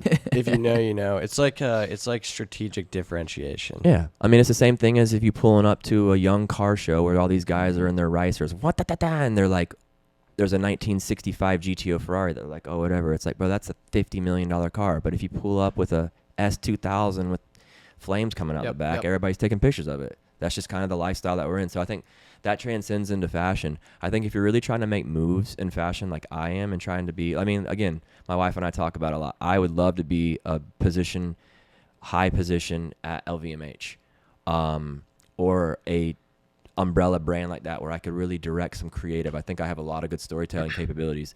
Where was I going with that? I think that there's some brands that have fallen off because they've tried to be something they're not. Try to be everything. Yeah. Are everything. Yeah. So, on that topic, how big and difficult is it to to stay authentic to roots and beliefs of not necessarily just yourself, but also the brand when you're doing a collab that big, because something that, especially with I saw the sneaker when you first showed us, and immediately the first thing in my mind was I respected the shoe, because there's small elements on the shoe that I noticed enjoying sneakers and shoes. Like my favorite thing about Dunks, and I think it was maybe only a few others, that is like the tearaway, when you go tearaway to another thing, but you have this bag texture in an almost simplistic colorway that's not like, because the fake renders that came out were, all these solid colors that Sneaker News posted, and they're like, and all the comments. How'd you feel about that? Like when the leaks came out and they were completely wrong about how the shoe looked. Like, what did bittersweet? Yeah, because I mean, we'd walk through this. This is rite of Nike's passage. first rodeo. They're like, Seve, this is gonna happen. It happens this way, and they're just pretty be on point. prepared yeah, for it. Yeah. And when it came out, I'm like, I mean, it's just funny because if you go back to those old posts, you'll actually see me and SB like commenting on posts. I Like bet. we like hit each other up. I Like bet. I put like there's an emoji with a guy and a girl with that I think doesn't have sight, blind, and they have like a walking thing, and I think I commented that emoji on their post, like, bro, hilarious. you guys are just like you're reaching. looking in the dark right now. And So how big are those details on those small things on the shoe that when the general public gets it, like they respect the core values of it being a collab? Like, yeah, how much of those details too were you? Like, yeah. I mean, there was obviously I had help by a very for sure. seasoned group of veteran designers and that know this model well.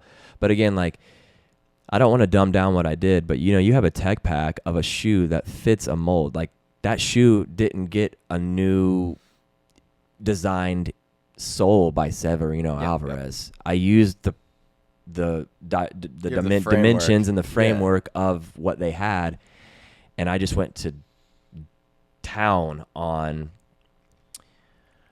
I like to envision stories. I mean, that's what I do all day, and inspired by the things around me. So I told myself, I'm in a farm, I'm in an orchard picking oranges, and there's the woven baskets and the burlap sacks, and then there's bright orange, and there's lime and pineapple, and there's bright colors, but it's just so earth toned, and I think that's kind of what I was trying to bring That's up how you got in the inspired. shoe. And that was just kind of like, again, there was a lot of different variants that I tried to do, which maybe we'll be able to do in the future if we continue this process with Nike, which I would love to say that we are hopefully doing. But we were in such a time crunch that one shoe had to come out instead of like a pack or something. And so this is the direction we went, which I actually think I honestly think it's cooler that you only did one it's, shoe. it's sick. this is the best way it could have happened. 100%. I'm Everything very, always very happens for a proud of reason. the product Yeah. that we came up with collectively. And The I first think time you showed up it's- with it, I was like, yep. Yeah, that's why I said that I just like respected Yeah. the shoe. I appreciate that. was That means a like, lot. Something that we chatted the other day, and I was like, did you know? And it was almost I knew the answer, but I was like, did you know the shoe? Obviously, it's gonna blow up. It's a collab. The collab shoes always do well, but this one specifically with the colorways and all of the details from the shredding to it being an SB to the special boxes to you can get a special box with a Nike SB soda. Like you're scheming these small things Yep. because you know what will blow up with the hype culture. Well, you know that from collecting, probably, right? 100%. I'm yeah. a big collector. I know what I like. And again, I think it's a gift to have it, but it's also just an acquired taste, like wine or something, where I've been around it enough to know I know the human engagement with culture, not everyone, but I think on a large level, if I were looking down from a cloud, I could kind of direct how people would spend their money Right. and what makes them feel good. Consumer behavior. Consumer behavior. And, to answer your question, I didn't know anything. But deep down inside, the same belief that I had about who I am as a man and what I'm capable of is the same belief that once I came up with that product, I was pretty confident it was going to tear it Yeah. up. But again, it's not because, look what I did. This is the same. It's not as impactful as Michael Jordan joining Nike when he could have gone to Adidas. But that same revelation moment when you're like, whoa, I was at a perfect place and time to become creatively involved with Haritos, at a perfect place and time when the brand's history of storytelling could coincide with Nike's history of storytelling, and I just happened to hold the seat. This time in history could have happened 30 years from now when I'm old and somebody else is doing it, which it will with another brand. You know what I'm saying? Like, this story will be told with another brand. Like, how'd you guys do it? I'm just very thankful that God put me in this place, moment in time, to where, you know, rewind a few years ago, it's surreal, man. And I think that I'm very happy, and I feel like I earned and I did well with it, but it's still a blessing. You can't, you got to just call it for what it is. These moments don't often come around, and that's just like what I want to give credit to. It's like, I'm so thankful to be able to say, isn't that cool? And not in like a, I did it again way, like, isn't God good, bro? Like, the things that you can actually achieve if you really dial in who you are and what you want to accomplish. Manifest, listen. Exactly, and, like, manifest. do what you're being called to do. Exactly. And so on that, I know like everyone's probably looking at you and for articles maybe that come out, or they know you're behind the scenes on this and involved, and they're like, yo, Seve, this is crazy. Oh, Seve, this is a crazy. But you actually are going through a pretty deep mental state with how much stress and pressure is on that. And I know you said that's one of the most stressed you've ever been in your whole life. Can you 100%. elaborate on that? Yeah. You know, I think working in this industry, even though I'm a very solid individual as compared to, I'm not saying I'm stronger than everybody. I feel like I know who I am. I have a good firm foundation in Christ, and I don't think a lot of people can say that. And that does that's a game changer. Absolutely. 100% game changer. For life. Just a fact. Doesn't make me better. It's not because of me. It's because of Christ. Literally. That's what it all is based upon. But I really think that, sorry, I just went on a little thing about Christ. You're good. You're just talking about reframe that. The stress level. Oh, stress level, yes. So I started off saying that I knew who I was. The industry got to me, guys. Even with that being said, I meant like I have a firm framework. Yeah. I had been It's hard for drugged it not down to. by a lot of years. I mean, I'm going to all these foreign places, and I'm married. I'm trying to be a good husband. I'm trying to be a good father, have integrity, good character. And that is the least of the industry's concern. Totally. Yeah. And that's not the mold. So that withstanding it has been awesome, you know, but it still took a toll, and I wasn't prepared for it, and I didn't know what was happening to me, but it was just several years of just being drung under the gauntlet. And then the Nike project was like just basically how I like to explain it to my team, because I mean, I've had some talks post it where I'm like, man, Seve, they're like, Seve, you look like I'm like, I am, and I just want to apologize basically to everybody, because some people get weak when they get stabbed. I felt like I just get battle proof, where I'm literally like, F you, you're cool, that type of thing.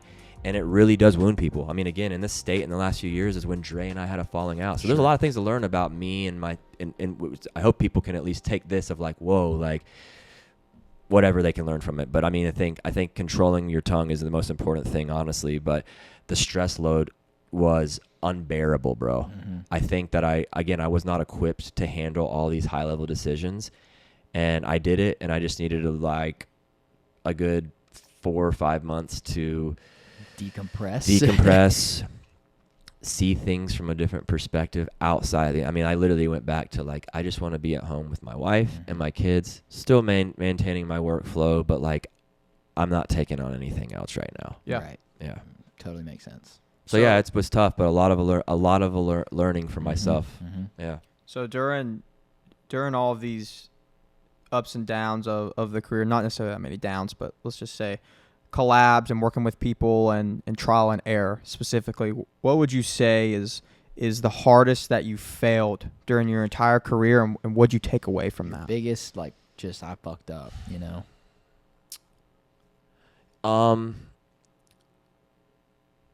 Before I got involved with Andre on any level, I had a clothing line called Maison Noble.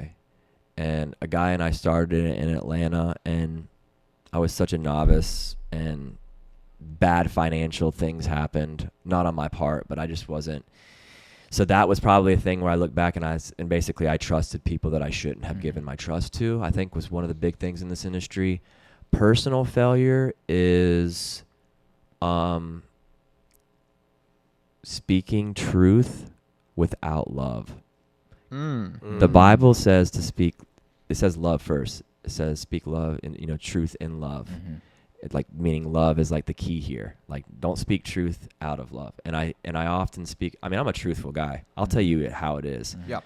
But it doesn't really, again, words bring life or death. That's the only thing you can bring. You can either bring life with your words or death. And so that's kind of like the biggest thing that I'm working on right now, is just trying to figure out how to tell people the truth like I want to tell it, Yeah. but tell them with a little bit of grace. Are you like quick to jump right away? Like when someone asks you something, like quick to voice your opinion? Or are you like a pause for a second? I usually jump, which is not something that I would say I'm super proud of. I'm working on.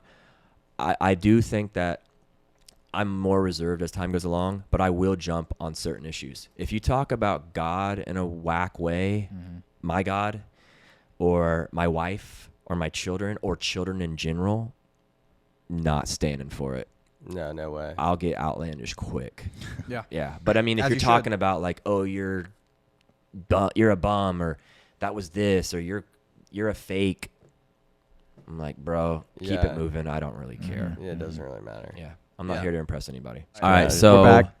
I'm pulling these out because Sawyer needs to put something on. I mean, I'm just this is going to add a layer because like the pearl necklace is really popping, and I'm just feeling like you got to put these on.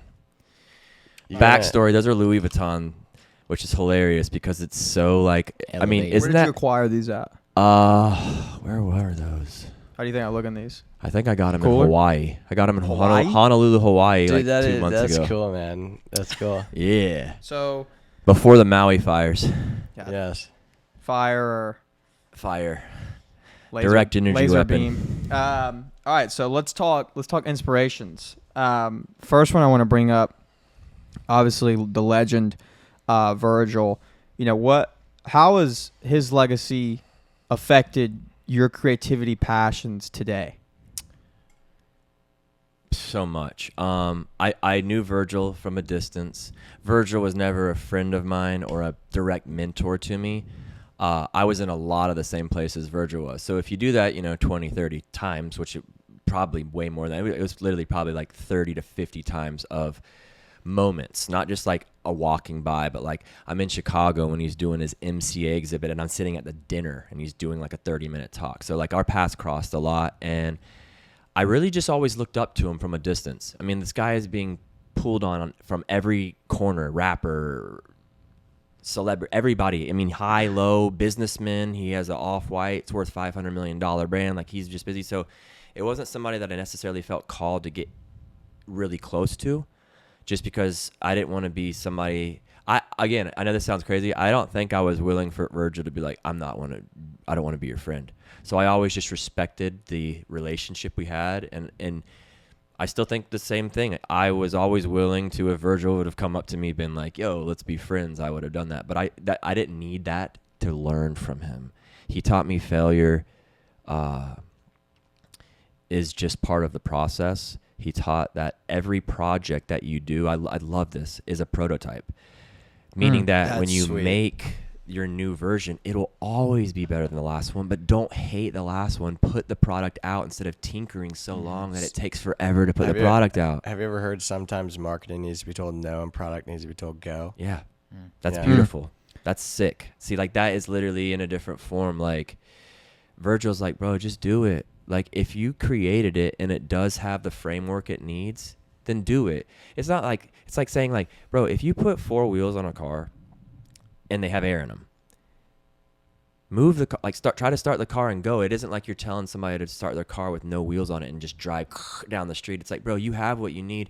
Now, in the first few minutes of you rolling, we might say, okay, turn it off, like the end, but go, like, let's see it. And then the prototype, as it gets refined, is just like anything when it's refined in its process. Well, as you define like product market fit, it all comes together too. But it's tough when you're a product guy or brand guy and you're looking at something that you built or you had your hands in, because you're always living like if your like production timeline's like 2 years, you're always living 2 years ahead of what's actually out in the market. Yeah. I mean, in many senses, for sure. I don't know if you guys are familiar with Hidden, New York. It's a page that started on Instagram, so like a few years ago, and now they're at 1.6 million followers. I've been wearing Hidden for a while, and it's cool because it's like back to like what brands do you wear. Hidden's almost at that point where I'm gonna wear it because I like the mysteriousness of it, but the mysteriousness is quickly fading away. Where I'm like, what's the next Hidden? And now that's a bad thing, but I'll just tell you right now, But it makes Hidden, it fun. Hidden is gonna be relevant for the next 10 years. Yeah. Just like Supreme will be in a different way. Like, bro, kids still line up at Supreme. Yep. I'm not really wearing Supreme anymore, even though I will. Like, I don't know. Like, I don't want to be contradictory of my own words, but it's almost like it just has to feel right. Like, I'll wear a box logo at the right time, but I'll probably tuck it into some slacks. Like, Yeah, I'm an old, you know what I'm saying? Because why should I deny that that was a pivotal part of my come up. I met a lot of people that worked at Supreme. I've sat in the production offices that do accessories, with Supreme and seen stuff before it comes out. So like you said, like it's kind of tough to like put a thumb on how fast and how futuristic I am. But the Nike project was a 22-month project. Totally.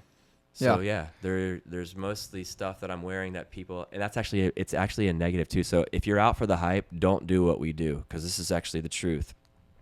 You're gonna wear stuff before it's cool, and then people will not realize until they like it. That guy was wearing that last year. So you won't be the.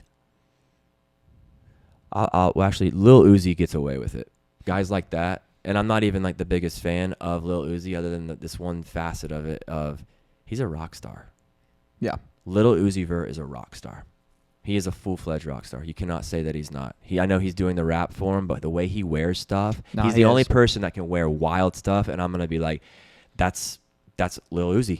Yeah. Where anybody walks up, I'm like, bro, get away. I'm scared of you. Mm-hmm. I feel like I don't know where this all just went, but I think that like. The future for me in fashion is keeping it different while turning back to like I said, that Carhartt vibe, like going back to like the essentials that we need in life. Bare bones. What's the structure? And if there is a luxury side, higher end, I'd like it to be made of exquisite fabrics like vicuña and alpaca. Like, again, like expensive stuff to manufacture, which is why you're going to put a price tag on it. Or if the name brand is so elevated, like a LV or a Patek Philippe or whatever it is, maintain the integrity. Like for Patek Philippe, maintain the integrity of your watch. Yeah. Don't outsource any of the parts. Keep it in the family. For Louis Vuitton, I love the brand, but I'm wearing it less and less, to be 100% honest with you guys. Just because it's so mainstream now? Yeah. I'd rather wear a Bottega Veneta, Loewe, Visvum. I like chrome hearts too. Chrome hearts is everywhere. But the chrome hearts that I wear, you will think I picked it up at the jean outlet, because I don't have crosses stitched in all my stuff. I just got the black. I mean, these pants that I have on are chrome hearts. They're just black jeans. That's just simplistic. Yeah, that's simplistic. But I mean, that's cool. I think it goes back to like, if you know, you know, man. And there's a time to flex. There's a time that all of our friends can pull the Bugatti out that is orange and be like, whoa. But isn't it nice to know that that same person can at least bring it back down to the mundane level that most people operate on? And not that like mundane mentally, but like where they just can flow with society. That's how I want to be, at least. I want to be approachable, even though I go after what is possible. Like I think like in a way Elon Musk, like, why I want to be a space guy. Why not? Yeah. Why him? No offense. I mean, that's great. I'm happy of your business, but why can't I do that? Why can't I be a pilot? Why can't I be a certified gun? All these things, just because it's like those things are just cool. So the same thing with fashion. I think like it's going to get back to a place soon where those things become a priority, I think. So I think you go, Sog. I was going to say, so another inspiration I know that's hit any creative, because the dude's basically a Swiss Army knife of legendary things he does, is Kanye, right? Well, wow, yes. Kanye's the man. and something I've been wanting to ask you about is you brought 5,000 bottles of Haritos to Sunday service. Yes, I did. Talk to me about that. How did well- you get in there? So that was the opera in Miami. I'm trying to remember what else I was doing down there. That'll help me. It was for Art Basel. That's what it was for. All back to Art And- Basel. Yep. Well, Art Basel's annually, but this was 2019, I think. And Kanye was doing the. Sorry, just my mind's crazy. And how the place where Kanye did the opera is the same place where we had the Louis Vuitton fashion show. With the year Virgil passed away, Did Virgil pass away last year? I think it's been a year. Yeah. In November. Yeah, I think so.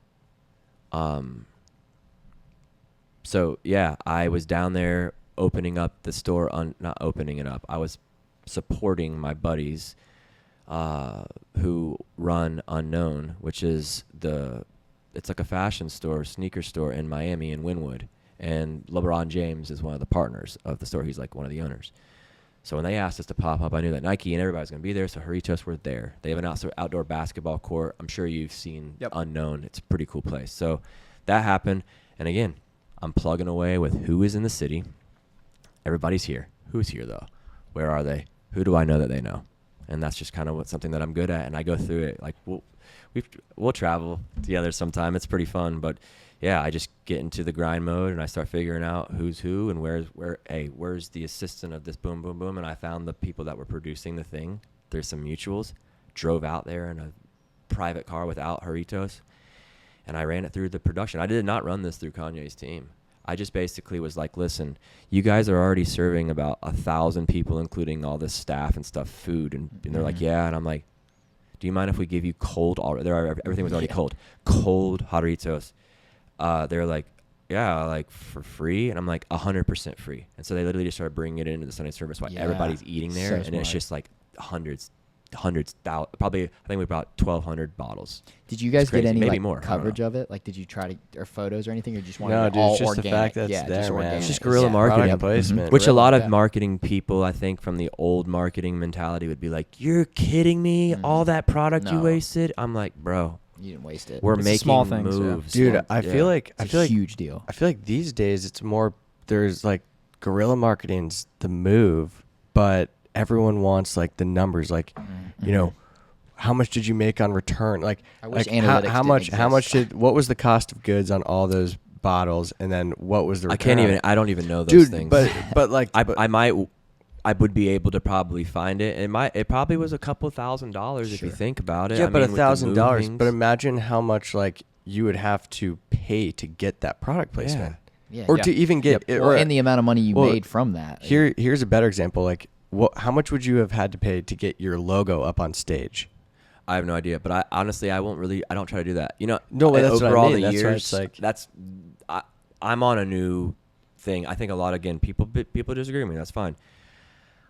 I don't really do the pay to play. I do, but the percentages of like, well, I don't pay to play 10% of the time and 90% of the time I pay to play, which most people would say that they do. Every brand is paying these people, artists, celebrities, to be there, to wear it, millions of dollars. I'm not really on that wave. But we're all agreeing that like that wave is the wave. Is what we're that's saying. what we're Like, saying. That's the best It way is. to do Well, it. it's the wave because it's authentic, and It's I don't well, want it's some puppet real. telling me what I should Exactly. do because I just pay them a lot of money to do it. You're literally, I mean, take all the product out of it. The transaction that's taking place is, will you say this about this that you've never done before Right. because Yeah. I Right. pay you? It's like not organic at all. What? So I think when these big brands that actually have stories are doing that, like, bro, Louis Vuitton. Why are you paying all these influencers to wear your stuff? You should be putting it on legendary movie stars and stuff. And it's like, keep it where it needs to be. Yeah. If you don't want to be a legend, then Louis Vuitton isn't for you. But Louis Vuitton should be considered a legendary brand. It was the first sorry, I keep hitting this thing, man.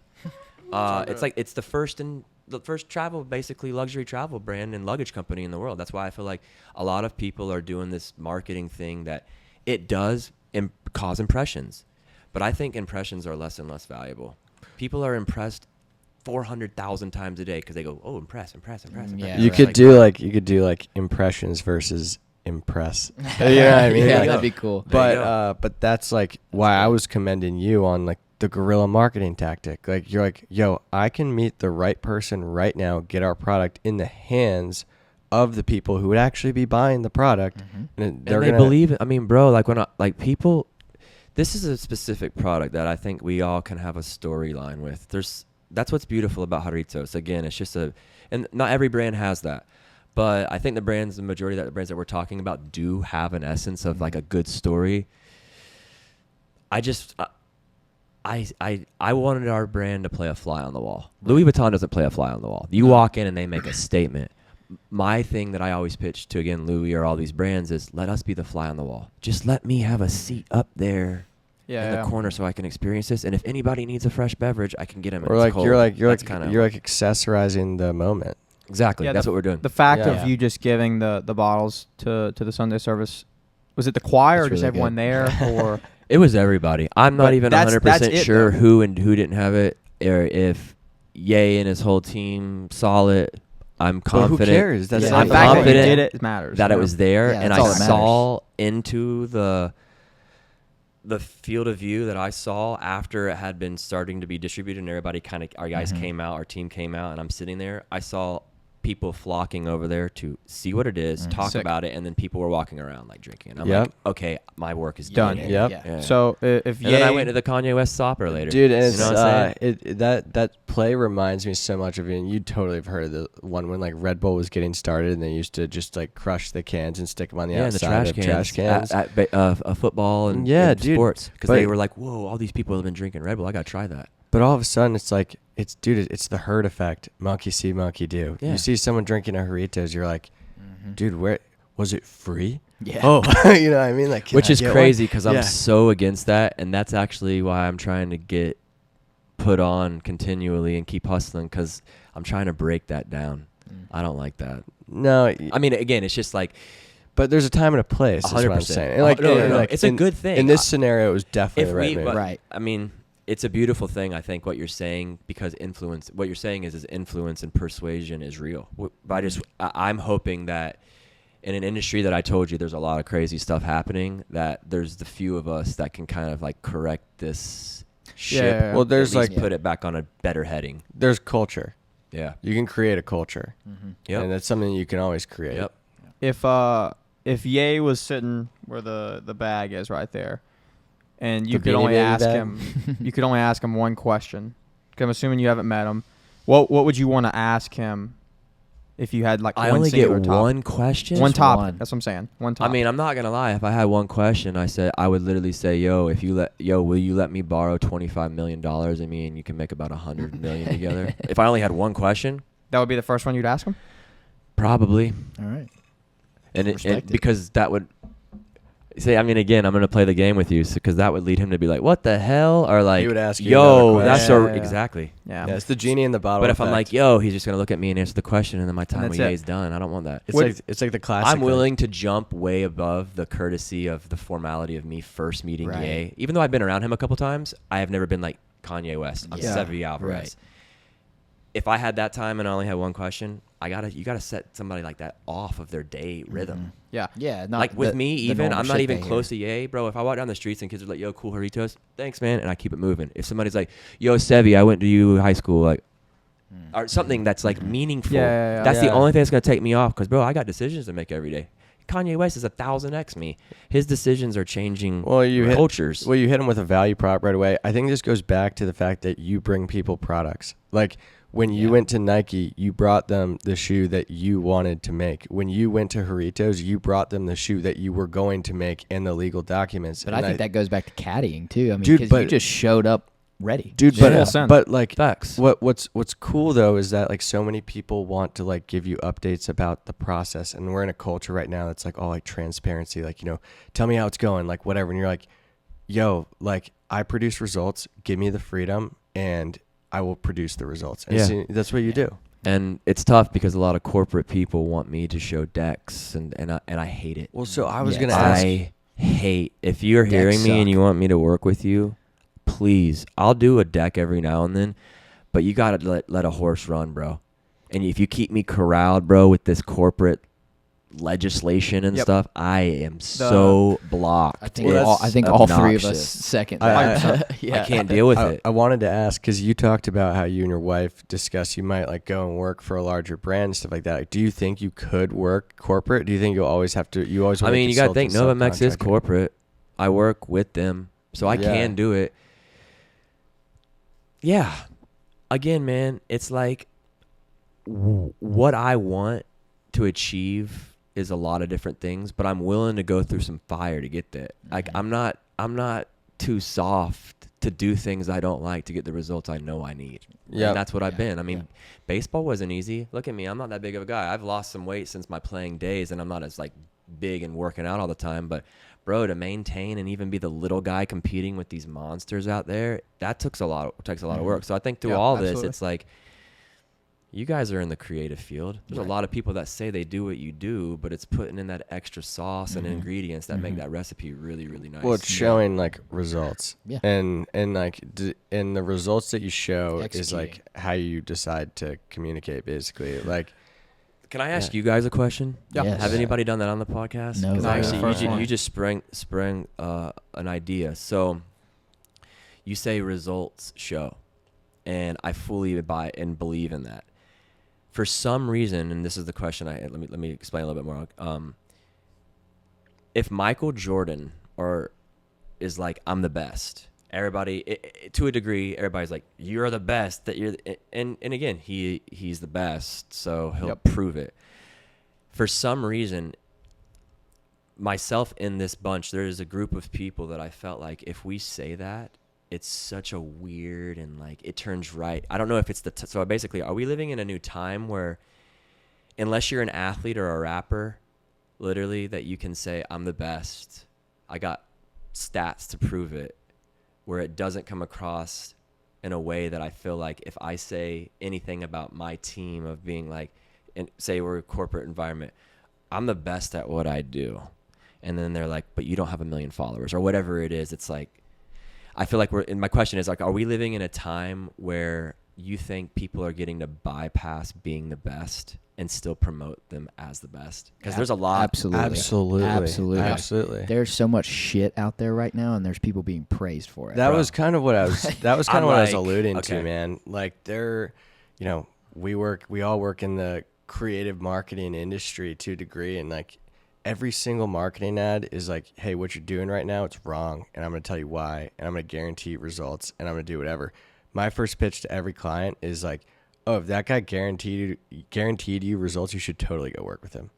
Because you can't guarantee results, but I can guarantee you that I'm going to work harder and I'm going to meet with the right people to get it done.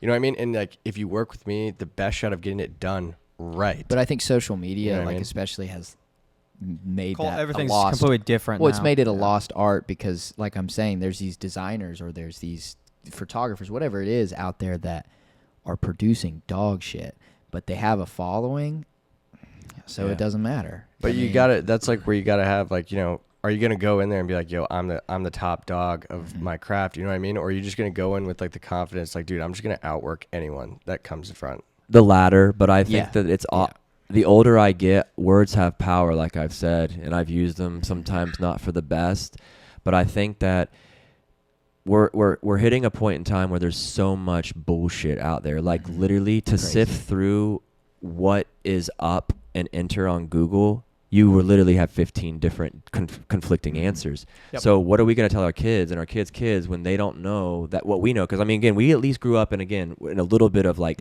we saw life before paper. Facebook, dude. Like there's words on that paper. It's not a screen that can be manipulated. Like that book has been around for 60 years. Nobody changed it. Like that's getting ushered out. So what I'm saying is that in all this, I feel like, doing the hard work is really good. Well, that's the art of it. But also standing up for the hard work. And that's kind of when I want to, I'm not saying I want to pop off right now, but when like these, hey, Seve, you want to talk and do a interview? I'm like, yeah, I do. And it's not because I feel like I'm the top dog. I just feel like nobody that is a top dog is really standing up for top dog shit. Like, bro, do you realize to be a top dog, you have to like literally be a fucking man. Like, You got to have some integrity. Yeah. And you got to stay willing to stand in the It's line the of ladder. fire to protect people that are more vulnerable behind you. It's called being a leader. That is not what we're glorifying in culture.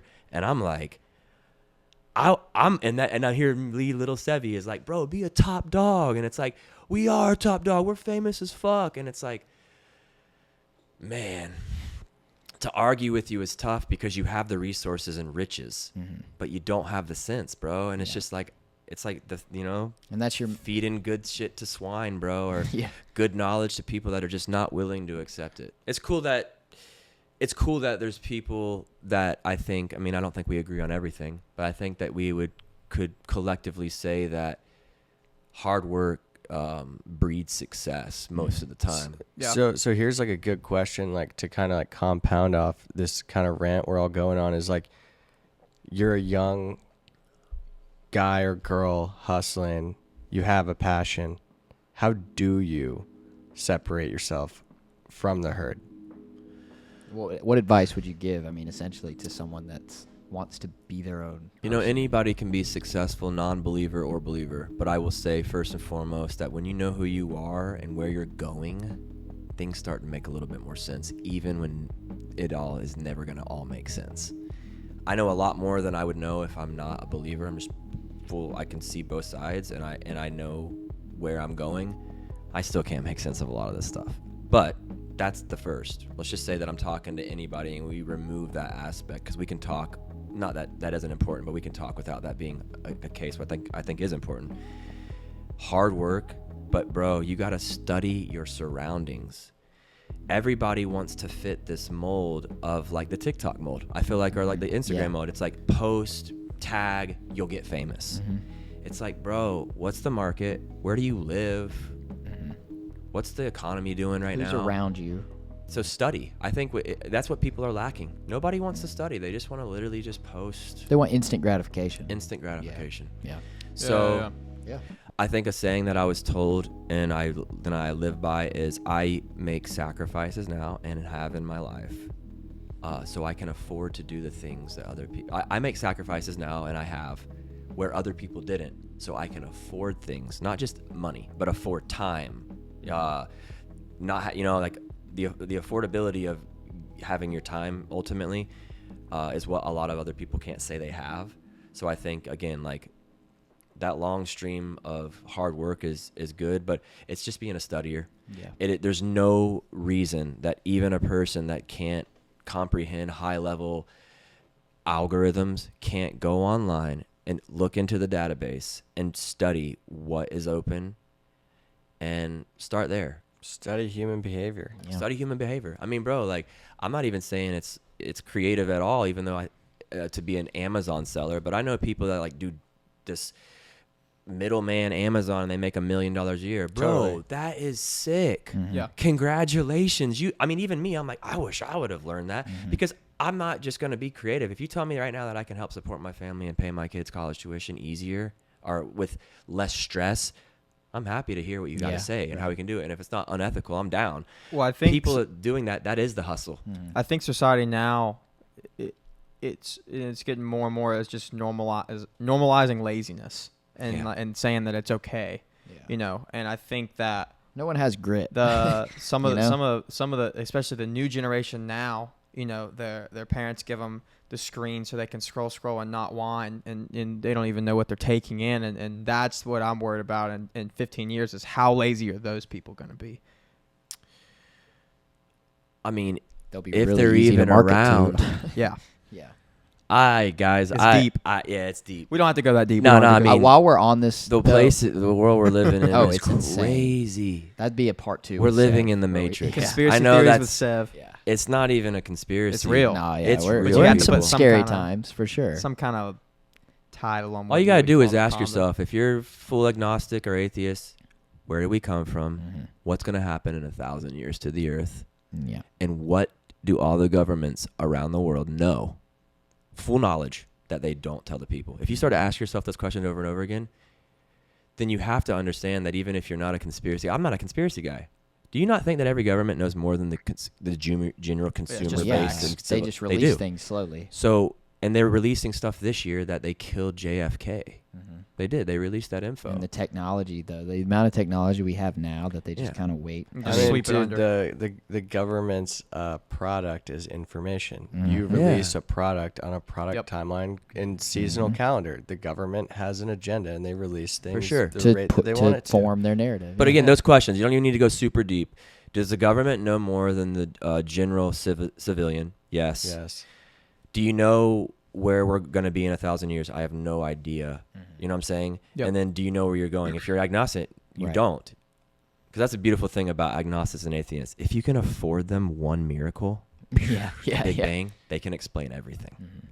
But they need you to give them that one miracle. While we're on this So point, why would you like at the end of the day though, like I always think about like, you know, believing in Christianity. I'm like such like a positive thing. Like, you know, I like to believe. Yeah. It's Because just we're self-serving. yeah, it's just like you know, even if you need all the details, you know, sometimes the less you know, the more it all makes sense. It's kind of like what I think you're saying earlier, like things happen for a reason, things fall into place. Like sometimes you got to like you can't control everything, and sometimes you just got to realize that, and sometimes it's just like There's very little controllable. So all you can really control is your attitude and your response. yeah, Yeah. your response. That's really all you can control. And like if you believe in something like enough, like, you know, you believe where you're going, like you got to really hate somebody to not want to bring them there with you. 100%. I say it all the time, not publicly, but if you knew, I mean, we've all seen some pretty gory stuff in our life. If you knew that somebody was about to walk out, even if they were a mean person, would you not grab them and say, you're about to walk into and get hit by a train? Yeah. That's literally what's happening in humanity, and nobody's saying anything about it. They're literally walking out. There's a train coming. It's going to kill people. I'm just trying to spread the news, bro. That's literally it. And then back to what you just said something so good. It was Well, you have to hate somebody to not want to share with them. No, it was right before that. It was something to do with like the manifesting. Yeah. You said, you know, sometimes you can't explain kind of Oh, sometimes the less you know, the more it all makes sense. So I can't explain everything I've done to get Yeah. here in full context because I've just been on this Just journey kinda and happens, experiencing it. But I think it goes back to you don't need to. I can't explain that how manifestation fully works because I'm not an angelic being that can understand rhythm and vibration, but I believe in those things and that they're universal laws. And I can say that I have manifested and believed in myself and done applicable things that I thought would get me there. So this stuff that's I'm kind of sowing or reaping are based off seeds that I feel like I have sown into the fabric of what I'm doing years before. This is just the harvest now. And it's not like when you harvest, you know, when you harvest, what do you go right back to doing? Sowing. So like I think some people just sow and they reap the harvest and that's it. And I'm like, no, this is kind of a continual thing. But that being said, I don't know how to I don't know what manifestation really means. Yeah. You know what I'm saying? Even though I know what it means. It's a thing you can feel, yeah. though. It's Yeah. a feeling. And I can't direct all these things because nothing that I've done is in my control. It's uncontrollable. But I can say that the belief system that I've built all this off on, I genuinely think is a key conductor to that type of electricity. A weird process, like thought process for manifestation, like to a degree, I've always thought it comes with like a form of accountability. Yep. It's accountability with yourself, but also like when you manifest to like your close friends or whatever, like, you know, I'll tell Jake and Sawyer, like, I'm going to do this. And in a way, I'm like, you guys are brothers. I need you to hold me accountable to this. Yeah. But in a way, I think that also is manifestation. Absolutely. It is. Yeah. Yeah. So with your beliefs and how you are as a person, and we don't have to go deep down this, but I kind of want to ask you, like, personally, like everyone who is on, I guess, the same wavelength of what we were just talking about for a little bit, with their knowledge of the basic industry and music and fashion, what's it like working and seeing the firsthand like evilness with some of these brands and what they're actually doing behind the scenes to someone's naked eye? Because a lot of people don't have any. Like, you're out there in the idea. flesh. That is exactly what they want. The majority of all of us, see, I see it because I'm in it. And I have Christ in my life. And the Spirit, I don't know, again, I'm not a theologian and I should be better at being able to quote scripture. There is a verse that said that God through the Spirit will give you knowledge. Like like the Spirit can help you obtain knowledge. Where I'm bringing that into context is back in the Old Testament, Exodus, if you look at the Pharaoh, his people threw down snakes with Moses, and theirs or staffs, and theirs turned to snakes too. Meaning there is dark energy. You can literally harness energy in other ways. The industry, the government, it's all tied in. You know, Davos is a convention. There's the richest 300 people in the world. All this stuff, it's all tied in. If you look who's owning everything, guys, it's only a few it's people. Some top. Yep. Yeah. It is Masonic, Illuminati. It's not a name brand. That's like naming like a belief. Like you're giving it like a name brand. Like, have you ever been to Cabela's over here? It's like, dude, that's like, I think Illuminati is for us people that are not in the top 500 people to like talk about it. But what's really happening is just satanic worship. I mean, I know that's crazy, dude. But you see, I don't care. I really don't care. Like, No, what people I've think. I'm just researched telling I'm you. into It's it, like, so that's why I wanted to ask. models, all this stuff, everything, it's all connected. Models are connected to some type of sex trade, even if they don't think. I mean, bro, think about this. Subsidized lifestyles means that you are getting enough of what you want in life that you'll just be quiet and remain numb. That's what culture is right now. These models, these musicians, the Doja Cats, bro, they're literally in public sight saying demon. And people are like, ha ha. I'm like, bro, do you know what the root of that is? You need to go back to the beginning of humanity when you were not like joking about that. Right. And everything's become numb. So I think it's all that desensitized. Exactly. Yeah. So to me, it is like there is literally spiritual warfare happening right now in all these industries. To the common man that doesn't see it like I do, I think it's just like, ooh, edgy, cool, hot topic. Marketing. I'm like, bro. Way deeper. I hope you're built well, because if not, you are going to be oppressed far more than you think. And that's just the truth, man. I mean, the devil's out to kill and destroy lives. Divorce is higher. Fatherless homes are higher than they've ever been. Crime is higher than it's ever been. Our president can't complete a sentence. Things are really weird right now. And I'm not even sitting here saying that the last president was the best he could have been. No. But he completed a sentence. Yeah, he did. And a lot of other presidents around the world right now are, it's just, bro, we're in weird times. So what I think, to answer your question and all that, is I see it for what it is. For the most part, I don't know everything. There's still another level and layer To the and iceberg, veil behind, like, oh my gosh, that's crazy. But Epstein Island is real. I mean, again, I don't know. Let's just say that he did kill himself. Was Epstein Island still real? Is there a flight log that has Bill Gates and Seth Green and all these dudes' names on it? Were their former celebrity friend that was speaking out last year or the year before, did he get killed and said that he commit suicide? Or did he commit suicide? Did he die? Let's just say, who cares how he died right now? Did he die? Yeah. So there's somebody that's speaking out against these guys that said that he's been involved. And I think it's just all, it's There's all a involved. track record. Yeah, for sure. So again, yeah, I think that we're living in wild times, but most of people, I think our parents and our grandparents said, music and fashion are becoming lawless. Let's get out of it.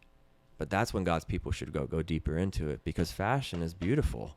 Why are we letting all the idiots, immoral people run and tell us what's cool? Just deface We it. should be just as much in there going, no, that ain't cool. Our tribe and our culture that we're creating thinks this is the It's cool like way. Jesus went to the bars and brothels. Facts. Yeah, And he didn't go in there and hate on people. He was just like, no, we're going to do it this way. Yeah, you guys like. And come then if they on. started doing some stuff and touching some kids or whatever, or my wife, then they would speak up like I said and be like, bro, I'm not hating on your guys' stuff over there, but don't come over here and start bringing that stuff into my family's tribe. This is my line. Yep. Yep. Yeah. And that's kind of where it is with me, with brands and all that. I love to create.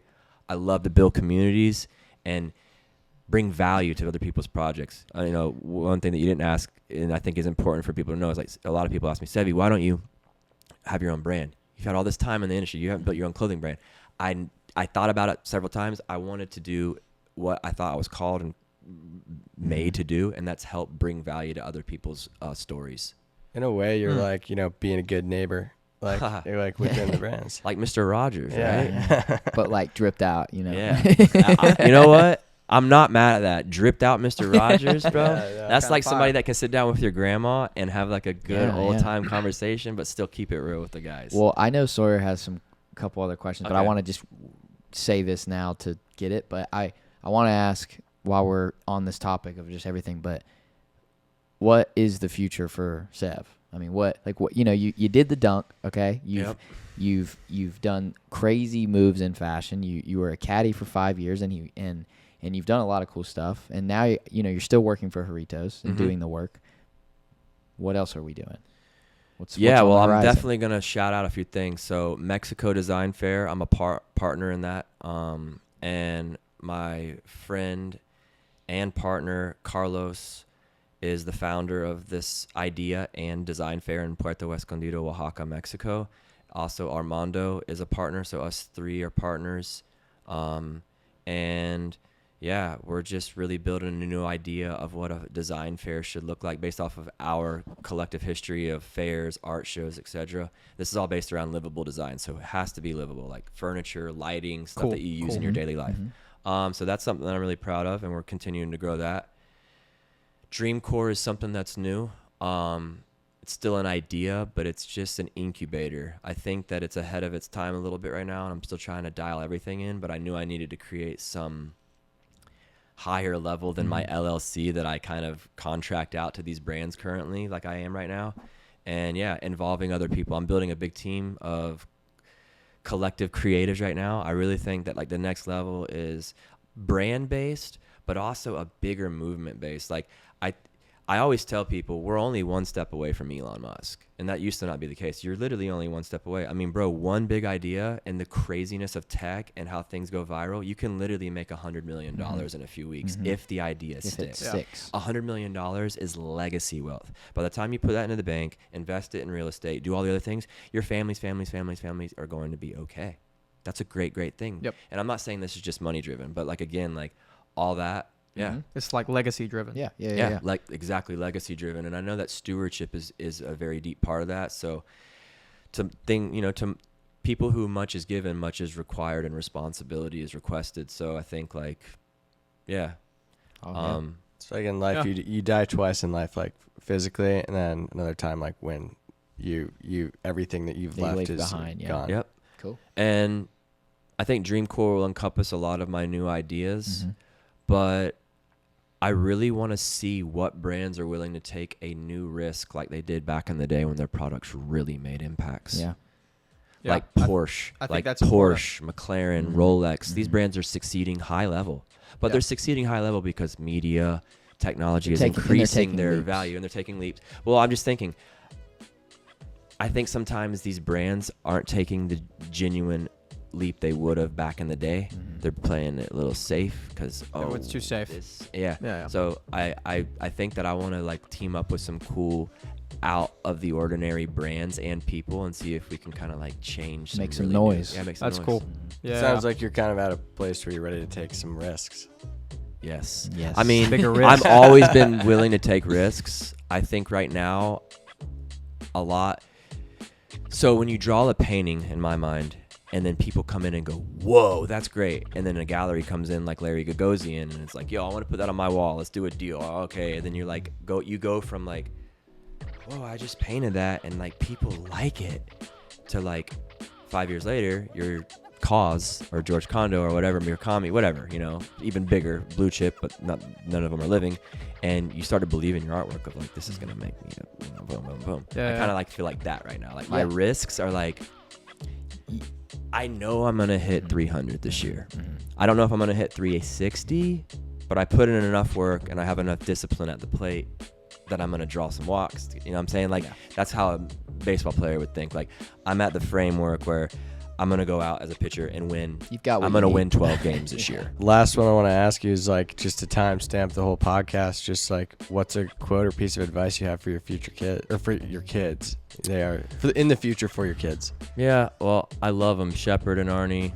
You guys are awesome, and I'm just thankful to be able to have a good story to give to them. I mean, you know, my dad couldn't give me his baseball career, and he taught me everything he knew, and he taught me a lot, and I'm super proud. I wanted to be able to, in a different way, give my kids something that they could build off of. Even if they sell it all and do something different, I think giving them that's it. Like, I think that's it. I want them to know that I worked my butt off. I loved God. I loved their mom. I was committed to her, and that I was committed to them, and that I'm doing this because I'm passionate, but it's also kingdom bringing. I want to make sure that they know it's about a legacy. Yeah. Awesome. The legacy of Seve. Yeah. Great way to close out. Appreciate you coming on. Thank dude. you very much Appreciate for the you. pod. This has been This is awesome. fun. Yeah. This is our second time ever, our second ever doing podcast. interview. Well, I would someone. not be able to tell that. You guys are very professional Thanks. and great questions and content, and I think you guys have something going here. So Thanks, dude. thanks for letting me be a part of it. Appreciate it, Coming to brother. the PTO podcast. dude. PTO. Yeah. Thanks, guys. PTO. Peace. See you, dude. Peace.